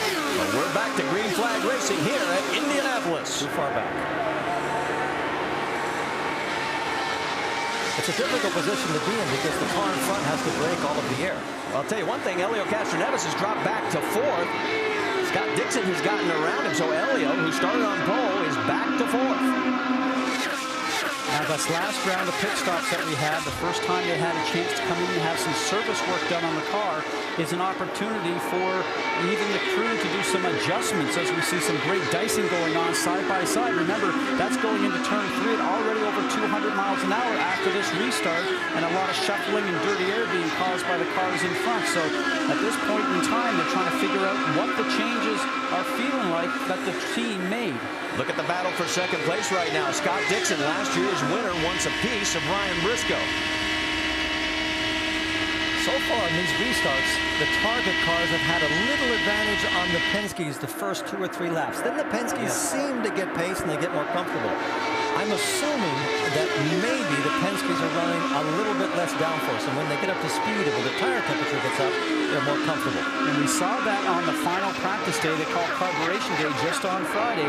It seemed like the Penske cars were out trying different things with these cars. Now, as the whole complete race continues on here, as we watch, there's Tony Kanaan, and we talked about here, 7 times here, has led the race 7 times, has never won. Jack, you have some more on that? Yeah, Tony Kanaan likes his race car. It's got just a tiny bit of understeer. They interrupted and debated whether they make a wing change in the front. They said we didn't want to lose track position, so they didn't go with it. And then lo and behold, during the pit stop, the outside rear tire changer dropped the center lug, had to use the replacement. They could have made that wing change with an extra second or so it took to exchange the tire. The guy who's really under pressure here is Rahal. He's having his first real lesson what it means to have an angry Kanaan on his tail. But we are early enough in the race that they're not really pushing that hard. But he has to be careful more of what's happening behind him right now than what's ahead of him. Well, you talked about learning lessons, being out here. Remember, he was out of this race early last year, lap 36. What has he learned so far now, besides the fact he's got Tony Kanaan breathing down his neck? He knows he can run at the right pace. He knows that the choice they made on his car setup is correct. Now, he just has to find a way to get as much clean air as he can. He has to find a way. Now, that was high on the way out. And that might cost him and get passed by Kanaan going down the straightaway. Vince, what are they saying down in the pit? He's not complaining about his race car at all, although they did just mention that maybe that line wasn't exactly where he wanted to be, but they made no changes during the pit stop, and Graham Rahal has indicated that the car is just fine, a little bit neutral, but it wasn't anything that was going to cause them to make a change during that initial stop. While you're finishing up, Eddie's up here saying, no, I don't think so. It looks like it's starting to push. Those are 2 corners in a row that he went pretty high, and I guarantee you an alarm bell went off at his head when he went that high in turn 3 the first time. As we ride along with Tony Kanaan, now looking forward to Graham Rahal. Watch Graham, he sort of pinches down on the turn on the entry. It's not that nice arc going into the turn, and especially I noticed down here in turns 1 and 2, we're headed down the main straight right now to turn 1. Look at the speed that Tony's doing. The Firestone telemetry almost 228 miles an hour off the throttle. But Graham just seems to point the car in there. Tells me he's not happy with the car, Eddie, because he's making something up for it, and that always seems to happen early in the race. Vince? Well, Graham Rahal hasn't said a word, and maybe that's an indicator that he does have his hands full, Scott, but they just came to him on the radio. They've seen that line, and they've seen that issue as well, and they said, remember your tools, Graham, remember your tools. So they're trying to get him to work on the car inside the cockpit, but so far he has said nothing. All right, so as Graham Rahal continues to move around this 2.5-mile storied oval of Indianapolis, he's chasing down a lot of guys, including our leader, Dario Franchitti. What was the purse for the 500 originally? $30,000. Last year was $14 million. Back here at the Indianapolis Motor Speedway, you're looking at Dario Franchitti, who has led 32 of the 39 laps that we have run here. As the 2007 winner making a very solid return. Right behind him is Ryan Briscoe looking for his first ever win here at the 500.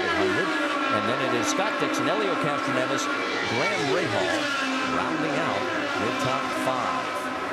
You know what I'm noticing is that even amongst the lead cars, they're not running as close as you would expect them to run in the corners.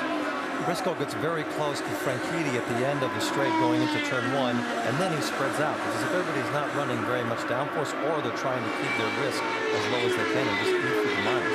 Moving back a little bit further through the field, there is Rafael Matos. He started 12th and finds himself in that position.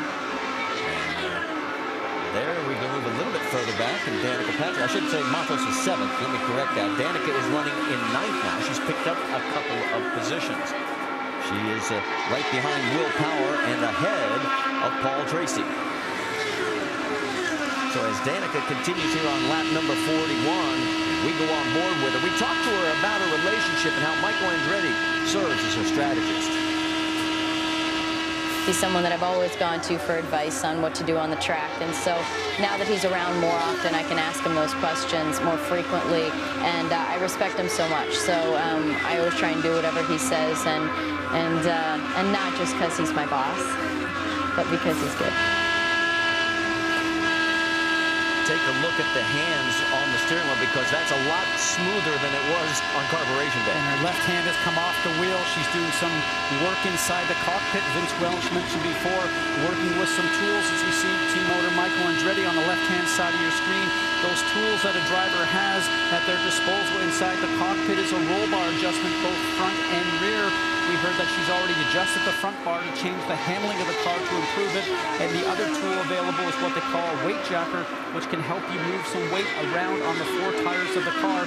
If it's pushing a little bit too much and understeer going into the turn, just take that little button on your steering wheel and hit the button and put some weight over on that left front corner.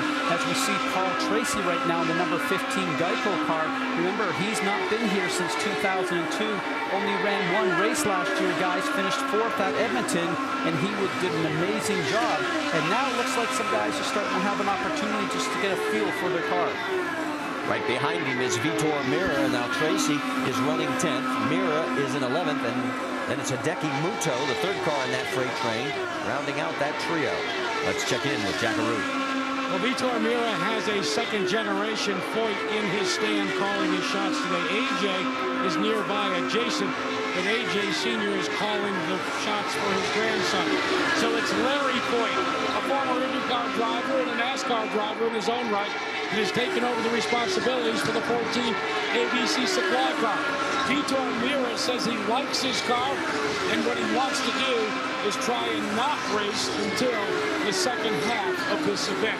We're just playing it very coyly right now. Well, of course, he has finished 2nd at this event twice, and 8 times in his career, has yet to win in the series. He's come oh so close. He always comes on strong at the end. He's a driver that manages to keep his head all throughout the race, and he always has something extra right at the moment, at the last moment. Back at the yard of bricks, let's check in with the race leader. There's Dario Franchitti by 0.6 of a second over Ryan Briscoe. And then Scott Dixon, Helio Castroneves is in 4th place. And it is still Graham Rahal 5th and Tony Kanaan in 6th. Let's go on board with Helio, see how the car is performing. You were mentioning the fact that it doesn't seem like guys, once they get up underneath somebody, can finish the pass. Let's talk more about that when we get back here at the Indianapolis 500. 45 laps of 200 are in the book. Welcome back to the motor racing capital of the world, where we have this year's Indianapolis 500, our telecast presented by GoDaddy.com. And you're looking at race leader Dario Franchitti. He has a 0.8 of a second lead over Ryan Briscoe. And we just get word that Robert Dornbos has touched the wall and may have enough damage that it looks like he may have to come into the pits. Well, you can see the white on the outside of his tires when he went by on the opposite side of the car, which means he certainly has brushed the wall. Now, everything looks fine. You can see the white chalk off the wall itself. And let's have a look at this here. Getting through the turn, up in that gray area, and catches it at home. They're tracking it, and give him a big 10 points for that one. That is not just a white wall. That was a little bit more than Webber, but what a catch. Now, that's happening at above 215 miles an hour. Now he's in pit lane. The problem he has, he's going to have some damage, possibly. Brian Pedigo. Robert Dornbos had called into his crew just before he touched the wall and said, on my next pit stop, I'd like to make a tire pressure adjustment. So I'm not sure if he was sliding and thought he could use a little more grip, but he is in the pits right now. They have shut off the engine. I will get back to you guys as soon as we know exactly what the verdict is. Well, Dornbos ran here in Formula One back in 2006 in the opposite direction. Here is rookie day on the 500. Looks like it may be over.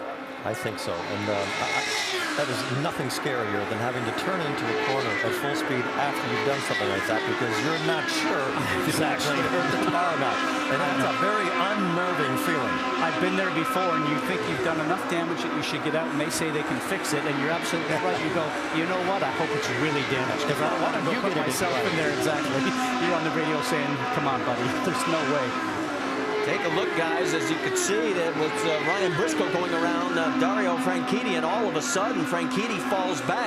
So while we were putting the period on Robert Dornbos, we have a change for the lead, our 3rd different leader. So after leading 45 laps, all of a sudden Dario Franchitti gets passed by Briscoe and is now under attack from his teammate Scott Dixon.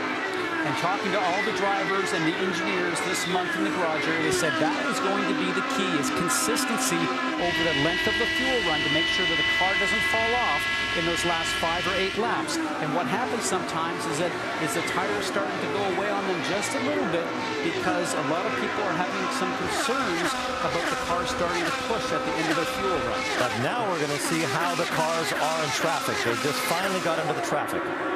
Take a look, top of your screen.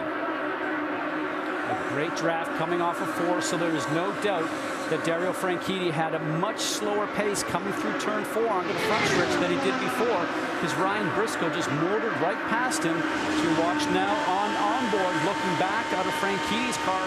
Here comes Briscoe getting involved in that draft. He'll be going from 5th to 6th gear. RPMs are going up, speed's going up, and that's nice and clean, Eddie. That was the perfect execution. That's how you do it. Now we're in traffic, and Franchitti's having to work really hard to keep pace with Briscoe. Yeah, he just got chopped his ride, and now he finally gets clear of the slower traffic and tries to reel in Ryan Briscoe. But Briscoe has opened up now a 4/10 of a second lead. But he's got 4 cars ahead of him, and they're all bunched up, which is the worst sort of traffic you can have. So he's got to check up, and Franchitti's going to get a run on him coming out, so Franchitti could repay. No, he's too far back. That's a great point. Here we're going to find out which car is working better in traffic. Now, the teams can certainly start off with more aerodynamic downforce on the cars at the beginning of the race, and during pit stops, they can remove some front wing and rear wing as Briscoe starts to work through traffic. Another crash. And it sounds like it is turn number 4 as we have our 3rd caution of the day, and a car into the wall, and it is Graham Rahal. The same turn last year that he crashed, which took him out of the event. That's sad. Lap 36 last year, lap 56 this year. And Graham will not be happy. Nor with his team, for that matter. Newman Haas Lanigan Racing. They have brought some of the most brilliant drivers to this speedway. Mario Andretti, Nigel Mansell, The team has never won the Indianapolis 500. Right now, it's going to be another year. And it's a long year when you have to wait to get back there. Looks like a pretty good hit. Probably corner and underwing, so. I'd say it's a pretty good hit. Yeah. It's not going far. I mean, the first thing they want to look, it's high again off of 4. That was a big one. That is hard. That started probably 400 yards before we saw it coming onto the screen. And there he hits the safer barrier, and you can see he just made the safer barrier where the 2 marks are on the wall. Look at the angle. Just right now, bang, into the safer barrier, and then the concrete wall starts to go down the straightaway. That steel and foam energy reduction system that's been employed here over the past couple of years has really helped a lot of drivers. Graham is out of the car, appears to be okay. Let's take you back to last year, and it will look like deja vu all over again, just a different color. Just got behind somebody that was coming into the pit lane, did not time that right, gets a little bit of air off the front wing, gets into that gray area eddy, and loses the steering. The steering wheel goes light, and bang, into the wall. And let's watch up ahead and see what happens here. Turn 4, same sort of scenario. Gets a little bit of dirty air on the car. He's trying to gas it, and you know something? That's when you need to have a little bit more patience, and experience will pay off. That was almost a photocopy of what happened last year. He was getting around a car that was in front of him. I don't think it was so much a question of air. You just have to give up a spot every now and again. He had Kanaan breathing down his back. He was in a rush, and he just went in the wrong place. There is no grip on the outside of 4, period. So if you keep running up there, sooner or later, it's going to eat your lunch. And it's a pity because he was really having a good race. Yes, he was. And we mentioned some of those names that have driven for Newman Haas Lanigan here at the Speedway. We mentioned Mario, of course, Nigel Mansell, Michael Andretti, Paul Tracy, Bruno Junqueira, and they have yet to win here at the 500. I mean, that is almost, it was almost Kanaan that helped him have that. I'm not saying we put him in the wrong place, but he had him under pressure. He knew Kanaan was behind him. So the pits are currently closed, but here's an opportunity. We've now had a couple of times to work on the car during pit stops. Now the pits are closed, so that means that he must be running out of fuel. You see, they plugged in the fuel, and they put just enough fuel in to get him back out there on the race circuit, Eddie, because he was about ready to run out of fuel. The rules do allow for you to come in, even though the pits are closed, put fuel in it so you don't run out of fuel on the racetrack. He will have to come in again when the pits are open to do his regular service work for tires. And if he wants to make a change in the car, you can only do it then. But that's going to put him in a really bad position all the way at the end. Yeah, because he was running in 6th spot, Vitor Meyer was, and now, as you said, he'll fall back into the clutches of the pack. Right about now, I would not want to be within 50 feet of Floyd. It's not Vitor Meyer that made that call. I mean, he just was, you know, running out of fuel, obviously not getting as good a fuel mileage as maybe some of the other guys. I wasn't saying it was anybody's fault. I'm just saying it's a bad turn of luck because he had his car up to 6th position. Okay, we talked about this at the beginning. We're getting ready for now some more pit stops, and not before we get into that, let's get an update from Jack Arute. Well, the pits have just been open, fellas, and it's fortuitous that it was, because not only was Paul Tracy running on fumes, but so was Tony Kanaan. This was about the window that they were going to have for pit stops. So I like to call this time now feeding time at the zoo. From the top to the bottom, they'll be coming in for 22 gallons of ethanol. Yeah, it has been 35 laps since their last pit stop, and that is stretching the window about as far as we estimated anybody could. So here comes everybody, led by race leader Ryan Briscoe, Dario Franchitti, and Scott Dixon, your top 3. 60 miles an hour is the pit lane speed, and a couple of cars are going to stay out. E.J. Viso in the 13, also the 99 of Alex Lloyd. And remember, he is 1 lap down. And let's send it now to Vince Welch. Ryan Briscoe will be the first in the box. He's reported a little bit of a vibration. Roger Penske comforted him, said no problem, we're going to change the tire stagger, it'll go away. Scott Dixon, who's on the top of the screen, second stop, no changes, giving you an indication of how good their car's been. And Dario Franchitti may be the one that capitalizes the most on Graham Rahaal's incident, because now he has an open pit box in front of him, so an easy entry for Dario Franchitti the rest of the way. Our Apex Brazil race off pit road. Scott Dixon picked up a spot at the expense of his teammate Dario Franchitti. Tony Kanaan moved up 1 position, and watch the speed on the 18 car, and look out, that can get dangerous. That is Justin Wilson, and Vitor Meyer just gets around him. So does Hideki Muto. And did you notice that crew member at first didn't even know he was coming? He was ready for him to pull in. So just a little too hot in pit lane, and it cost Justin Wilson dearly. So as we continue under our third caution here at the Indianapolis Motor Speedway, we'll be back after this message from our ABC stations.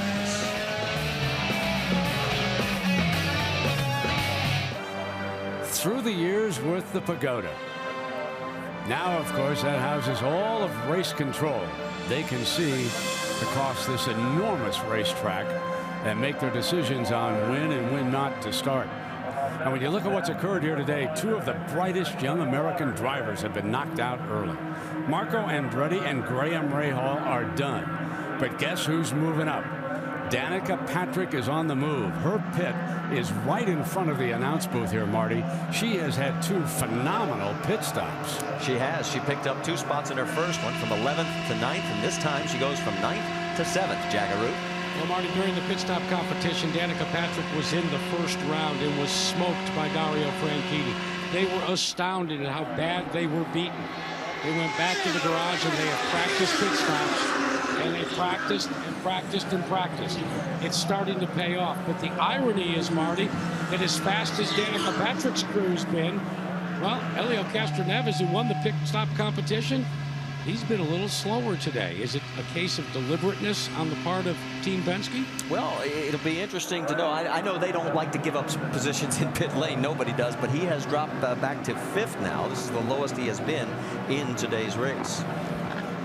And you can see the white sticker that's on the right rear of a lot of these tires here. They are the stickers that are from shipping, and that's why they have the nickname sticker tires. Brand new tires have not been used yet, and a lot of teams put the brand new tires on during pit stops, and those stickers will stay on until we get one hard turn after the green flag. But that's as a driver, the tires are at their best. That's when they're at their best, Eddie. That's when we're always asking for sticker tires as drivers. Let's check in with Vince Welch. Well, you noted that Helio Castroneves lost a spot on that last stop, and the reason being that Dario Franchitti was pitting just ahead of him, and as Franchitti came into his box, he had to slow down, so Castroneves checked up at the last moment. When Castroneves checked up, he obviously lost time. That cost him the spot in the pit box, but otherwise, Team Penske pleased with the way things have gone so far. Jamie Little? Well, Vince, Graham has been released. Graham says you're okay. What happened? Well, I mean, basically, when we all caught traffic, you know, I was staying on the out. Well, Milka was dropping down like she was going to let everybody by, yet she was going fast enough that no one could get by her.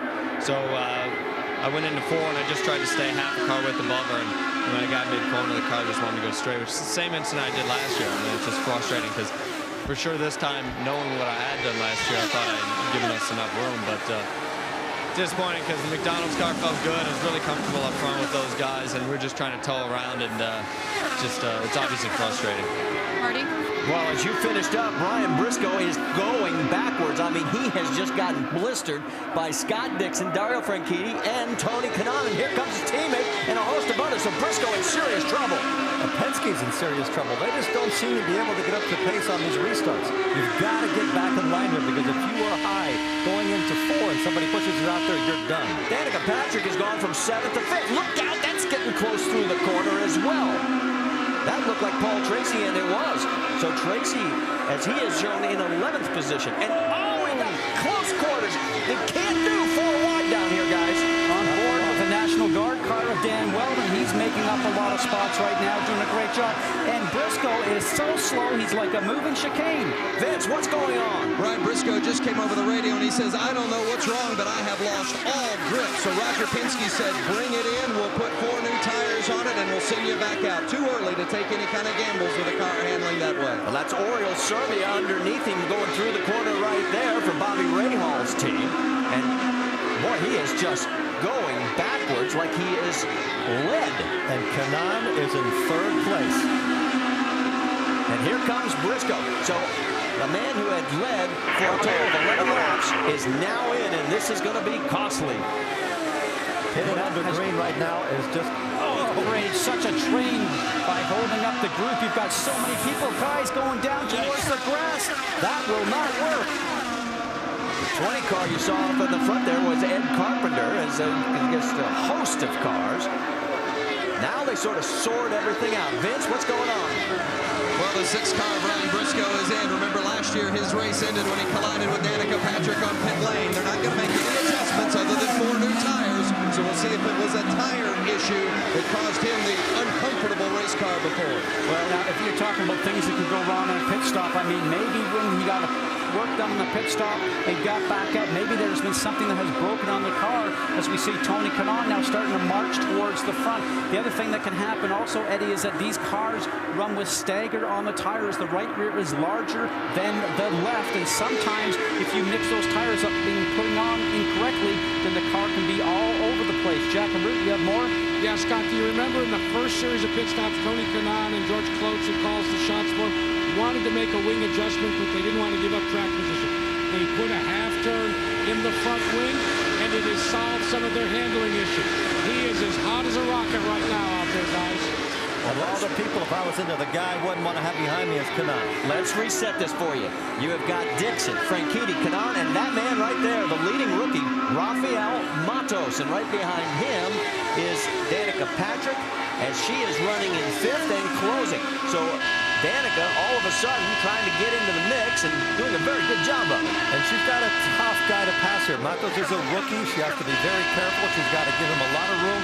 Even if she thinks she has a clean pass, she has to be doubly careful to make sure she gets it off without any problems. He's got world experience underneath his belt. He's raced all over the world, and he's been a champion in every class that he's ever entered into. When I spoke to him the other day, very calm, cool, and collective, and he really had a good focus on this race, Eddie. And he's also the only rookie that we have here this month that has not crashed. I don't care how much experience he has. It's his first time he's been here. Vince, what's the latest from your area? What's interesting about the fact that it is the first time that Matos has been here, he said he was a little bit concerned about actually how the race would unfold because he's never run it before. So in this age of technology, he went on the computer. He went to YouTube and started watching the onboard video of Helio Castroneves from previous races. He said, I'll use everything I can to feel a little more comfortable on race day. All right, thanks, Vince, for the update from pit lane as we're working lap 70 of 200 here at the Indianapolis 500. We can tell you that Marco Andretti is back into the race. He is 59 laps down as you continue to watch Matos from our aerial coverage of the Indianapolis 500, brought to you by our GoDaddy.com Helicam. So as we take a look at the action continuing here, things have really gotten interesting at the front. It is still Dixon, Franchitti, and Kanaan. 1, 2, and 3. It's going to get good. Stay with us.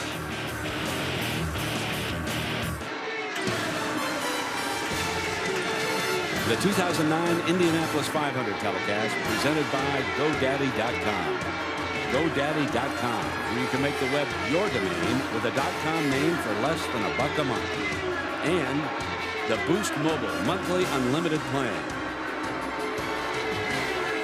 And back here at the Indianapolis Motor Speedway, Scott Dixon is your race leader. Last year's winner, the 5th Indy 500 that he has led, and the 4th in a row. And right now he leads teammate Dario Franchitti by almost a second. In 3rd, it is Tony Kanaan. Rookie Rafael Matos in 4th. Danica Patrick is 5th, and Helio Castroneves, our pole sitter, 6th. Dixon is in a perfect position right now. He has his teammate Franchitti behind him. Franchitti is in a way taking care of Kanaan. Kanaan looks really strong. All right, let's go up to speed with our pit reporters and get caught up with our current leader, Scott Dixon. Vince Welch.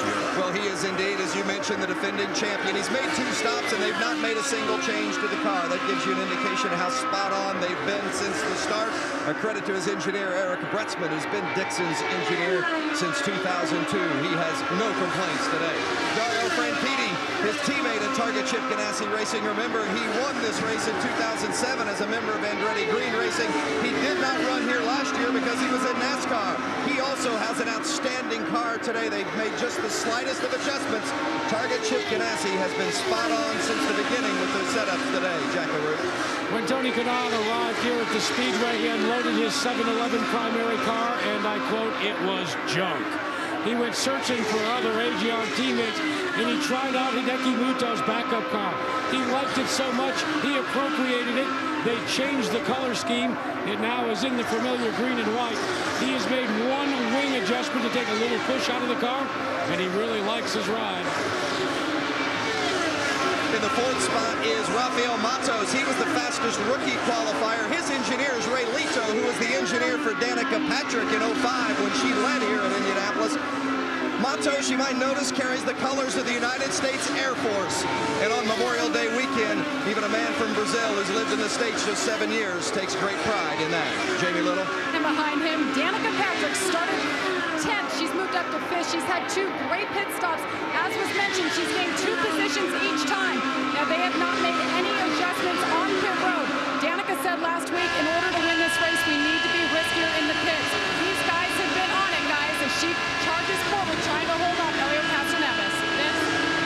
Well, and Castroneves is right now running 6th. And, of course, Helio has won here twice, and he was been the star all month long on the pole. His team won the pit crew competition. Why is he so good here?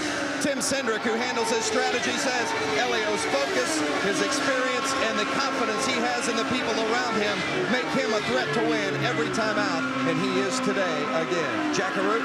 Behind Castroneves is Will Power in a Penske-prepared Verizon wireless machine. Yes, the same Will Power filled in for Helio Castroneves. This is his opportunity to get on board even further than he is right now with Rogers Army. They have been making great fuel mileage. They are just cruising. They have not tried to make any major adjustments on the car. Will Power's future is riding on his success or failure here today as he has joined the Penske organization without a guarantee of a ride beyond today. Directly behind him in a camouflage car for the National Guard is Dan Weldon, former winner of the Indianapolis 500. They, too, under the tutelage of John Barnes, have decided to wait until the second half of the race. Weldon told me earlier in the week that in order to be in the second half of the race, you've got to cruise in the first half. Right behind Weldon is Townsend Bell, who started 24th. He's moved up 15 positions all the way to 9th. He has benefited from his teammate Mario Moraes being out of the race. They've brought over an extra engineer for the number 8, and they've also replaced Townsend's fueler with the fueler for Moraes' car. The only bad news right now for Townsend Bell is that his in-car drink system is not working. So the only time he's able to get water is when he's in the pits. Jack? But directly behind Townsend Bell in the Herbalife car is the Geico car of his teammate. That's Paul Tracy, who has a score to settle. He, too, has taken some of Mario Moraes' crew members. Ed Buxton has now been dispatched to the left front, and Ernie Garamita in the right rear. And he is now trying to catch his teammate. PT and Townsend Bell, fellas, are going to try and hook up and slice and dice through the next 20 laps, guys. All right, thanks for the update, guys. Good job on our up to speed. And our race leader is now approaching the race traffic. That is EJ Vizo, the first car you see. And then it's our race leader, Scott Dixon, followed by teammate Dario Franchitti. And you always say, how do you tell the 2 target cars apart? Well, you see on the 10 car, look at the mirrors. They're all red, the wings red, the end plates are red.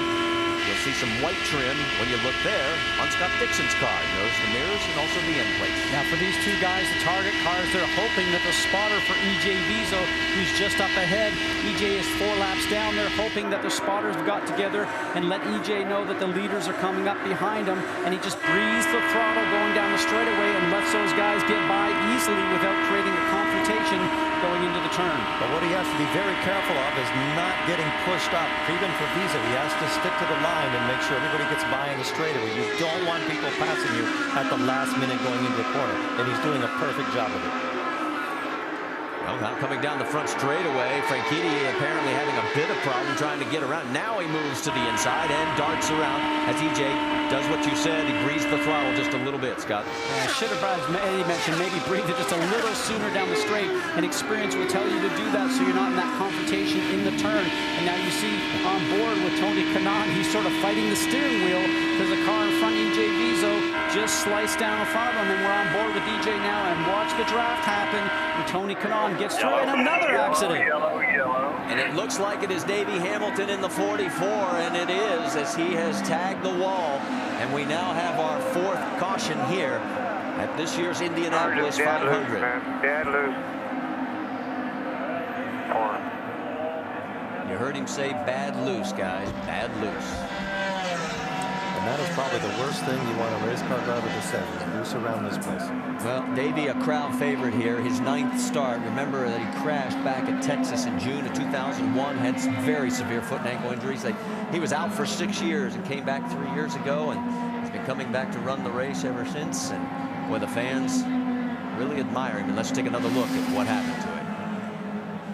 There again, on the high side, Eddie, we've seen this so many times before, and making room for the cars from behind. And as soon as you get off that black area, which is where all the rubber is down on the racetrack and where the grip is, you get up into that gray, and then you just get sucked in and right into the wall.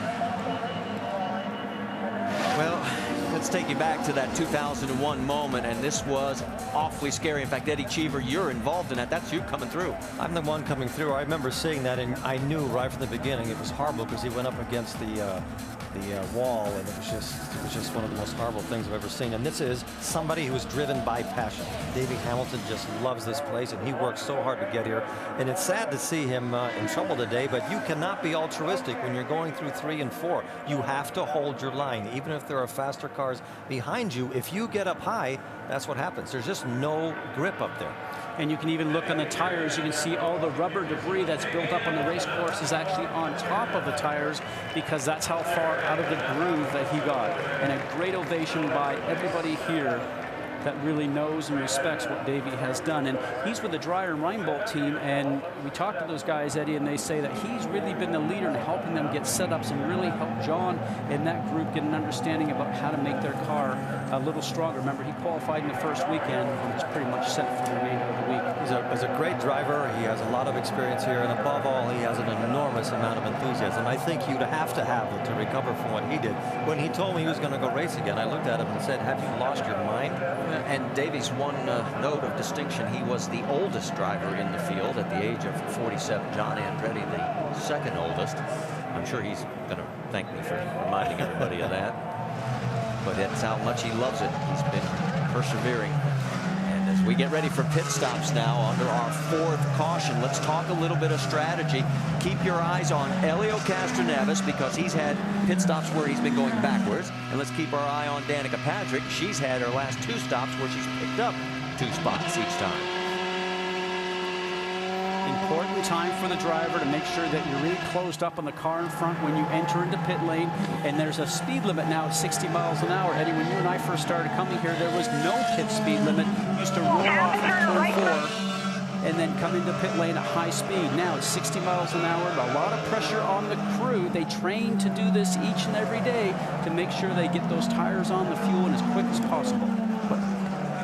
But it's useless. You can practice all you want. If the driver does not hit his marks, it's impossible to get those tires on and off in 6-7 seconds. Pressure all the way around, and you can see right now the teams are ready.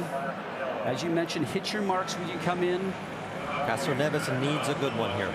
You heard Jack talk about the responsibility of the crews. This is their moment as we get ready for our Apex Brazil triple pits. 60 miles an hour. The pace car has just crossed the yard of bricks. Everyone else making their way down pit lane. There goes Scott Dixon by our broadcast position. Jack Root, we're going to send it to you. Scott Dixon, the defending champion of the Indianapolis 500 with our Apex Brazil triple pits on the bottom. Danica Patrick on the top. Dario Franchitti comes to a stop. A half turn for Danica Patrick. Meanwhile, packing in the fuel. And Scott Dixon moving off and away and into drag race. Look at this one to the line, fellas. Castroneves slow again. Here's our Apex Brazil off the road, off pit road. It's Dario Franchitti getting a spot over Dixon. Kanan stays the same. Castroneves gets up 1 position back to 4th. Matos drops 1 position. Danica, Willpower, they came in 6th and 7th. They'll stay there. So let's take another look at the race off, and it was just that close as Franchitti gets it over his teammate, Scott Dixon. All right, we're under our 4th caution here at the Indianapolis Motor Speedway, and we are yet to be halfway. Under caution for the 4th time as we have completed 87 laps of the Indianapolis 500 telecast presented by GoDaddy And a program reminder, can the NBA playoffs get any more exciting than they have been over the last week? They'll continue on ESPN Monday night. Kobe Bryant and the Lakers take on Carmelo Anthony and the Nuggets. Game 4 of the Western Conference Finals. And the Lakers, in dramatic fashion, won Game 3 last night. So Scott Dixon of New Zealand, just how dominant has this young man been here at the Speedway? Back in the rain-shortened 2007 race, he was second. A year ago, he won it and led 115 laps. Here today, he has already led for 22 more laps. That means that over the last 287 laps at Indianapolis, he has been the leader 137 times, and he spoke about being the defending champion.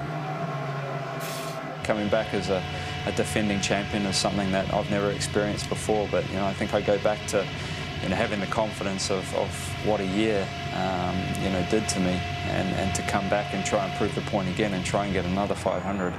I think having that taste of what it was the first time makes you push that a little bit harder and try and go for it again. Marty, he is one fast Kiwi, my friend. Yes, he certainly is. And the Iceman gets very hot when he gets that helmet on. So he is in control right now, right behind his teammate Dario Franchitti, as it is a Target Ganassi 1-2 punch. Tony Cadan is third. Helio Castroneves is fourth. And our top-running rookie is Rafael Matos in fifth position, and he is the defending Indy Lights Series champion. So a good run going for the number 2 car. Then Will Power in the 6th position, and Danica Patrick rounds out 7th. We checked in on her radio just a few moments ago. Okay, Will Power pulled out to the fast lane before he was fully on it. I just want you to let them know that. All right, the reason we played that is quite obvious if you watched last year's race, because remember what happened with Ryan Briscoe and Danica. And that is a situation where this narrow pit lane leads itself to confrontation many, many times. And we, like you said, saw that last year. So she's trying to make a warning known right now. So maybe the officials will mention something to Team Penske and driver Will Power, and she's being smart in that effort to make sure that she doesn't get caught up in something again. Yeah, Briscoe and Danica both crashed out in that pit exit incident. As we check in now with Jamie Little. And Davey Hamilton has been released. Friday, you said it was a top 10 car. Davey, wasn't the case today. What happened that led to the crash? Yeah, we just, I was a little bit loose. Bottom line, the HP car, Kingdom car, we were good for a while, and then at the end of the run, it just started getting loose. The back kept stepping out, and I just went over the edge. I got into 3 and got it loose, and I just had to chase it up the track from not spinning out, and just barely tagged the wall. But as soon as you tag and get the marbles, you're done here. So, unfortunately, it's an early day for us. He's certainly been a team leader all month, and he'll watch from the sidelines as his 3 teammates continue competing. Marty? All right, thanks, Jamie. And it is a tough break for Davey as his day is over. Okay, let's go on back to the man who is in 23rd position, because Ryan Briscoe stayed out to get back on the lead lap, guys. And remember, this is a guy who had led all of 11 laps earlier, and then all of a sudden got a bad set of tires and dropped like a rock. Vince, what's the latest on the 6 car? Well, I just spoke with Roger Penske, and he said we're not really sure what the problem is. They had changed that stagger on that pit stop just before Briscoe had reported the initial problem. And of course, he said they had no right front grip at all, so they had to make that pit stop about 20 laps ago. As you mentioned, they did stay out. They're back on the lead lap. The car is better, but it's not perfect, but it is better, Marty. Yeah, he's got 24 laps on his car. Everybody else has 4 as we go back to green flag racing here at Indianapolis on lap 90 of 200. It's going to happen. The draft and sneaking on the inside of his teammate. There goes the Iceman, Scott Dixon. He goes around, and if you are tucked up underneath, we've seen it 2 out of the 3 restarts so far. Does TK have enough to get it done? Don't think so, as they're now heading to 2. That was perfect execution from Target. That was just perfect. Gave him a lot of room. Leapfrog one in front of the other, and now they're going to try to pull away from TK. And even though their teammates, Eddie, there is no team order, so those guys are out racing for themselves. And here's some side-by-side, wheel-to-wheel. Paul Tracy on the inside, Oriol Servia on the outside, and he gets it done. Wow, and Servia manages to keep enough grip to hold on. Well, and it looks like a little contact with Nelson Philippe. He is a few laps down, and look out, because guys behind are going to have to check up. I I'm not so sure that he didn't want to get into pit lane. You can see his car was wiggling just a little bit. And if he did contact the wall, Eddie, boy, we talked about that before. It's just tough to know that you have not done sufficient damage to maybe cause a problem further down the line where something could break and put you in the wall. Which is even worse, though, is when you're behind a guy that does, and you don't know how his car is going to react. Tony Kanaan is all over Franchitti. He would definitely like to get around. And remember, Tony has led every race he's ever run here at Indianapolis. The only bad part is he's never led the final lap. Castroneves is back on pace. Right behind Tony Kanaan in 4th place is Helio right now. And you see Tony keep taking his hands off the steering wheel, reaching down and making some adjustments. He's using the tools on his car right there, the roll bar adjusters, to make sure he can make it work a little bit better. Off the throttle mid-turn there. Looks like he definitely has understeer, Eddie, so that means the front's getting light, steering gets light, and Jack Arute, he's going to have to make sure he can make some changes to that to improve the speed. Well, they've continued to try and adjust, and they did tire pressures this time around, Scott, but when he is out by himself, the car, he says, feels very, very good. But he calls the car very sketchy, especially when he starts to close on people. And I know on board right now, it doesn't look like he's really close, but you can feel the buffeting when you're even that close in these Indy cars, can't you guys? Well, absolutely, Jack. You know, I've talked to a lot of people through the garage area this month, and they say cars just seem like they have a little bit less grip this year than last year, and I'm not so sure that it might not be the cause of the suspension change that the IRO rules had on these cars. We used to have 3 options, 118, 120, and 122 adjustments on the race car, and they went to 122-inch standard wheelbase for everybody. But here's the key point. The last test they did last year for the Firestone tires was a test that was run on the 120-inch length wheelbase, and everybody believes now that maybe you need a different tire for this mandated 122-inch wheelbase. See the numbers on Rafael Meyer, says he is our leading rookie in 5th place. Will Power right behind him for Team Penske in 6th. Danica Patrick just a little bit further back in 7th. I am really impressed with Matos here. He has stayed in this top 5 pack, running for Jay Penske's Lusso Dragon Racing team. He's done a great job. He's been on pace. He's been in traffic. He's held up cars behind him. He's done everything you can ask of a rookie, but above all, every time he comes in the pits, he stops where he has to, and he hasn't had anything dramatic happen. He's learning. Jack? Well, Robert Matos, as Vince told you, is carrying the Air Force colors, but here's what's really interesting. Earlier this week, the charity of Shaquille O'Neal was adopted by the Lusso Dragon team for their earnings this season. And that means that the big guy, Shaquille O'Neal, will be coming to IndyCar Series events. He told the owners of this car he wanted to drive the car, try it out. They tried to explain to him that as big a tree as he is, he couldn't fit in the car. He said, well, then all right, I want to change the right front tire. That would be something to behold, wouldn't it, guys? He can pick up the whole right front. What are we talking about? We don't even need a jack. All right, as we move a little bit further back behind Rafael Matos, Will Power, let's check in on Danica Patrick running in 7th. Now, this was a car that, as we mentioned earlier, in carburation day, her hands were all over that steering wheel. She's doing enough to stay in contention. The pit crew's doing a good job for her. What are we seeing now? We're not even at half distance yet. We still have 4 laps to go to get to 100. I think she's done a great race. She's slowly moved her way up the field. She's stopped on her marks at the pit stops. She's been good in traffic. Nobody has been great in traffic yet. So I think she's running a very intelligent race. I think she's right on pace, and she has to stay there all the way through. But pretty soon, the drivers are going to have to start taking downforce out of their cars, and that's always a big risk, because when you do that, you change the balance of the car, and you might end up loose like Davey Hamilton was. All right, so as Danica continues on this quest to win and be the first woman to win at Indy, take a look at Scott Dixon as he's got a half-second lead, but there's an order from pit lane. Scott, here he goes. Oh, no, we have a huge crash. And a second contact, and it looks like it is Tony Kanaan. That was a big one. The 7-11 of Tony Kanaan into the wall hard for the 2nd year in a row. And I don't know what happened in this one, guys, because when we saw it, he's okay. He'd already made the first contact. Comes to a stop. The wheel comes off, and the Delphi safety team is right there. That was a big hit. I think for his family watching at home, they know that Tony's okay. He's moving inside the cockpit. And for his son, Leonardo, Tony said that he was going to be watching today. His son is only 2 years old. And Danica Patrick gave him a go-kart to use when he becomes of age. And Tony said, I hope he doesn't get into motor racing.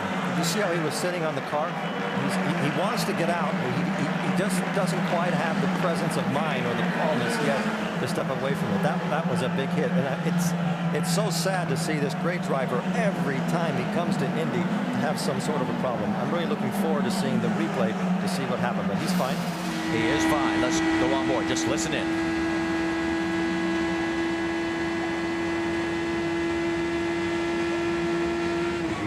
Oh, something broke on the car. Something absolutely broke. And here's the bad hit. Absolutely. Yeah, the second hit was even worse. Take another look. Well, that's the end of it right there. It could be a drive shaft.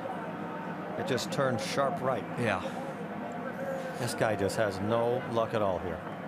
And you saw Tony making an adjustment on his steering wheel that had nothing to do with the first impact. The second impact that you mentioned, he has no control right now, Eddie. We've both been in that position before. His brakes aren't working. The car's not even on the ground correctly. And he is just a passenger knowing that he's going to hit the wall, still at almost probably 205 or 10 miles an hour. The worst thing is those 4 seconds, as you know you can do nothing. You've had a big hit and you keep going straight from that wall and there's nothing you can do. So you almost counted down as to where you hit it, and he's very lucky that the walls are not as hard as they used to be. Well, the sad part also for Tony is as we get ready for another round of pit stops, we've got some more radio communication. Here's Danica's radio. Oh my gosh, I hope he's okay. He's okay, he's okay. He's good now. Now that's a good teammate. Well, he has been the father figure for everybody else on the team. Danica, Hideki Muto, and certainly Marco. And even after last year, when Marco caused the incident that put Tony into the wall last year, he took the high road and always has. Let's take you back as we can show you what happened last year with Tony Kanaan heading into turn 3. And here comes Marco making a bonsai move very early in the race. That was a very silly move. There was no reason to do it. And Tony Kanaan ended up paying the price. He almost saved it, but then he got hit by Sarah. That's just one of those things that happen. And when you're the lead driver in a team like that, you obviously have to bring along the younger drivers because they're your teammates. But when a teammate does something like that, it's time to sit him down in an office and say, look, that doesn't work. Well, his streak of leading every single Indy 500 that he has ever entered is now over at 7. No one comes close to that mark. 7 for 7. 7 for 7. Now 7 out of 8. And he qualified. He's always qualified in the first 2 rows. Yep, always been 6th or better. He was 6th this year. But unfortunately, as we mentioned, he just cannot get that break that he needs to lead that final lap. Very popular driver. I think everybody understands the enthusiasm he has for the sport, and he always recovers from these problems. He's back the next time, trying even harder than he did the time before. Well, the other effect also is that this race here at Indianapolis also pays points towards the championship, of which Kanaan was leading when we came here to Indianapolis. And that's also why you saw Marco Andretti get back out onto the racetrack so he can gain points towards the championship because he cannot win the 500 today. All right, so here comes your race leaders down pit lane. We'll set up our Apex Brazil triple pits, and Vince, they're heading your way. Well, the big debate before the 9-car of the leader Scott Dixon was whether or not to pit because they haven't been out long on those tires. But Mike Hall and Scott debated about it on the radio whether to come. But Hall believed that because there's so much debris on the track, they would be playing it safe by coming on and taking 4 fresh tires. As you see the triple pits, I can tell you that Scott Dixon wasn't so convinced, but he did what his strategist told him to do. All 3 on the pit lane and away. Take a look at our Apex Brazil race off pit road, and Will Power took fuel only, so he picks up 2 spots. Jackaroo. Yeah, that was a calculated risk on the part of the Verizon Wireless Penske team. They also had to take a good hard look at the tires, not for wear, but they thought maybe he had picked up some debris from the Tony Kanaan accident. But again, in typical Penske fashion, what they did is they had Will Power the lap before the pits opened, go very slowly down the front stretch, and they spied the tires, said the pressures look good, so they went fuel only, 22 gallons, and he's out and away. And track position, you gain a couple of spots here on pit road, that's the way to do it. Well, we are right at halfway, lap 100, and it is Dixon, Franchitti, and Will Power. Now let's go on board with Helio Castroneves and watch for the sparking up front. That's Tony Kanaan up front. And Tony's going along the straightaway into turn 3, and it turns dramatically right. Something broke on the right rear of that car and sent it directly into the wall. Now here we are with Tony Kanaan. He makes a small adjustment, and something in the back broke. The back started sliding towards the left. And then the second hit, and as you mentioned, he had plenty of time to think of it. Thank goodness for the safer barriers. We'll be back after this message from our ABC stations. All right, we are here under our 5th caution for 31 laps with Scott Dixon leading, Dario Franchitti, Will Power, Rafael Matos, the rookie, in 4th, and Helio Castroneves in 5th. Now let's go back on this pit stop. Well, she dropped 4 on her last pit stop, and it was this that happened. Take us through it, guys. Oh. Slid right past the position where she's supposed to stop. Team has to get back up, push her back into position, and the most important reason why, although the tire changers could move forward and change her tires, she's gone too far forward, Eddie. It's too fast. You cannot change tires in time.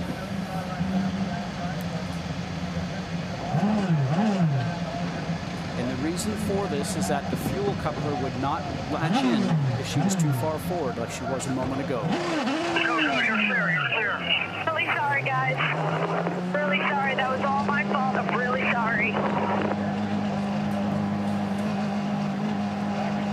So Danica drops 4 positions, and we always talk about having to drive the perfect race.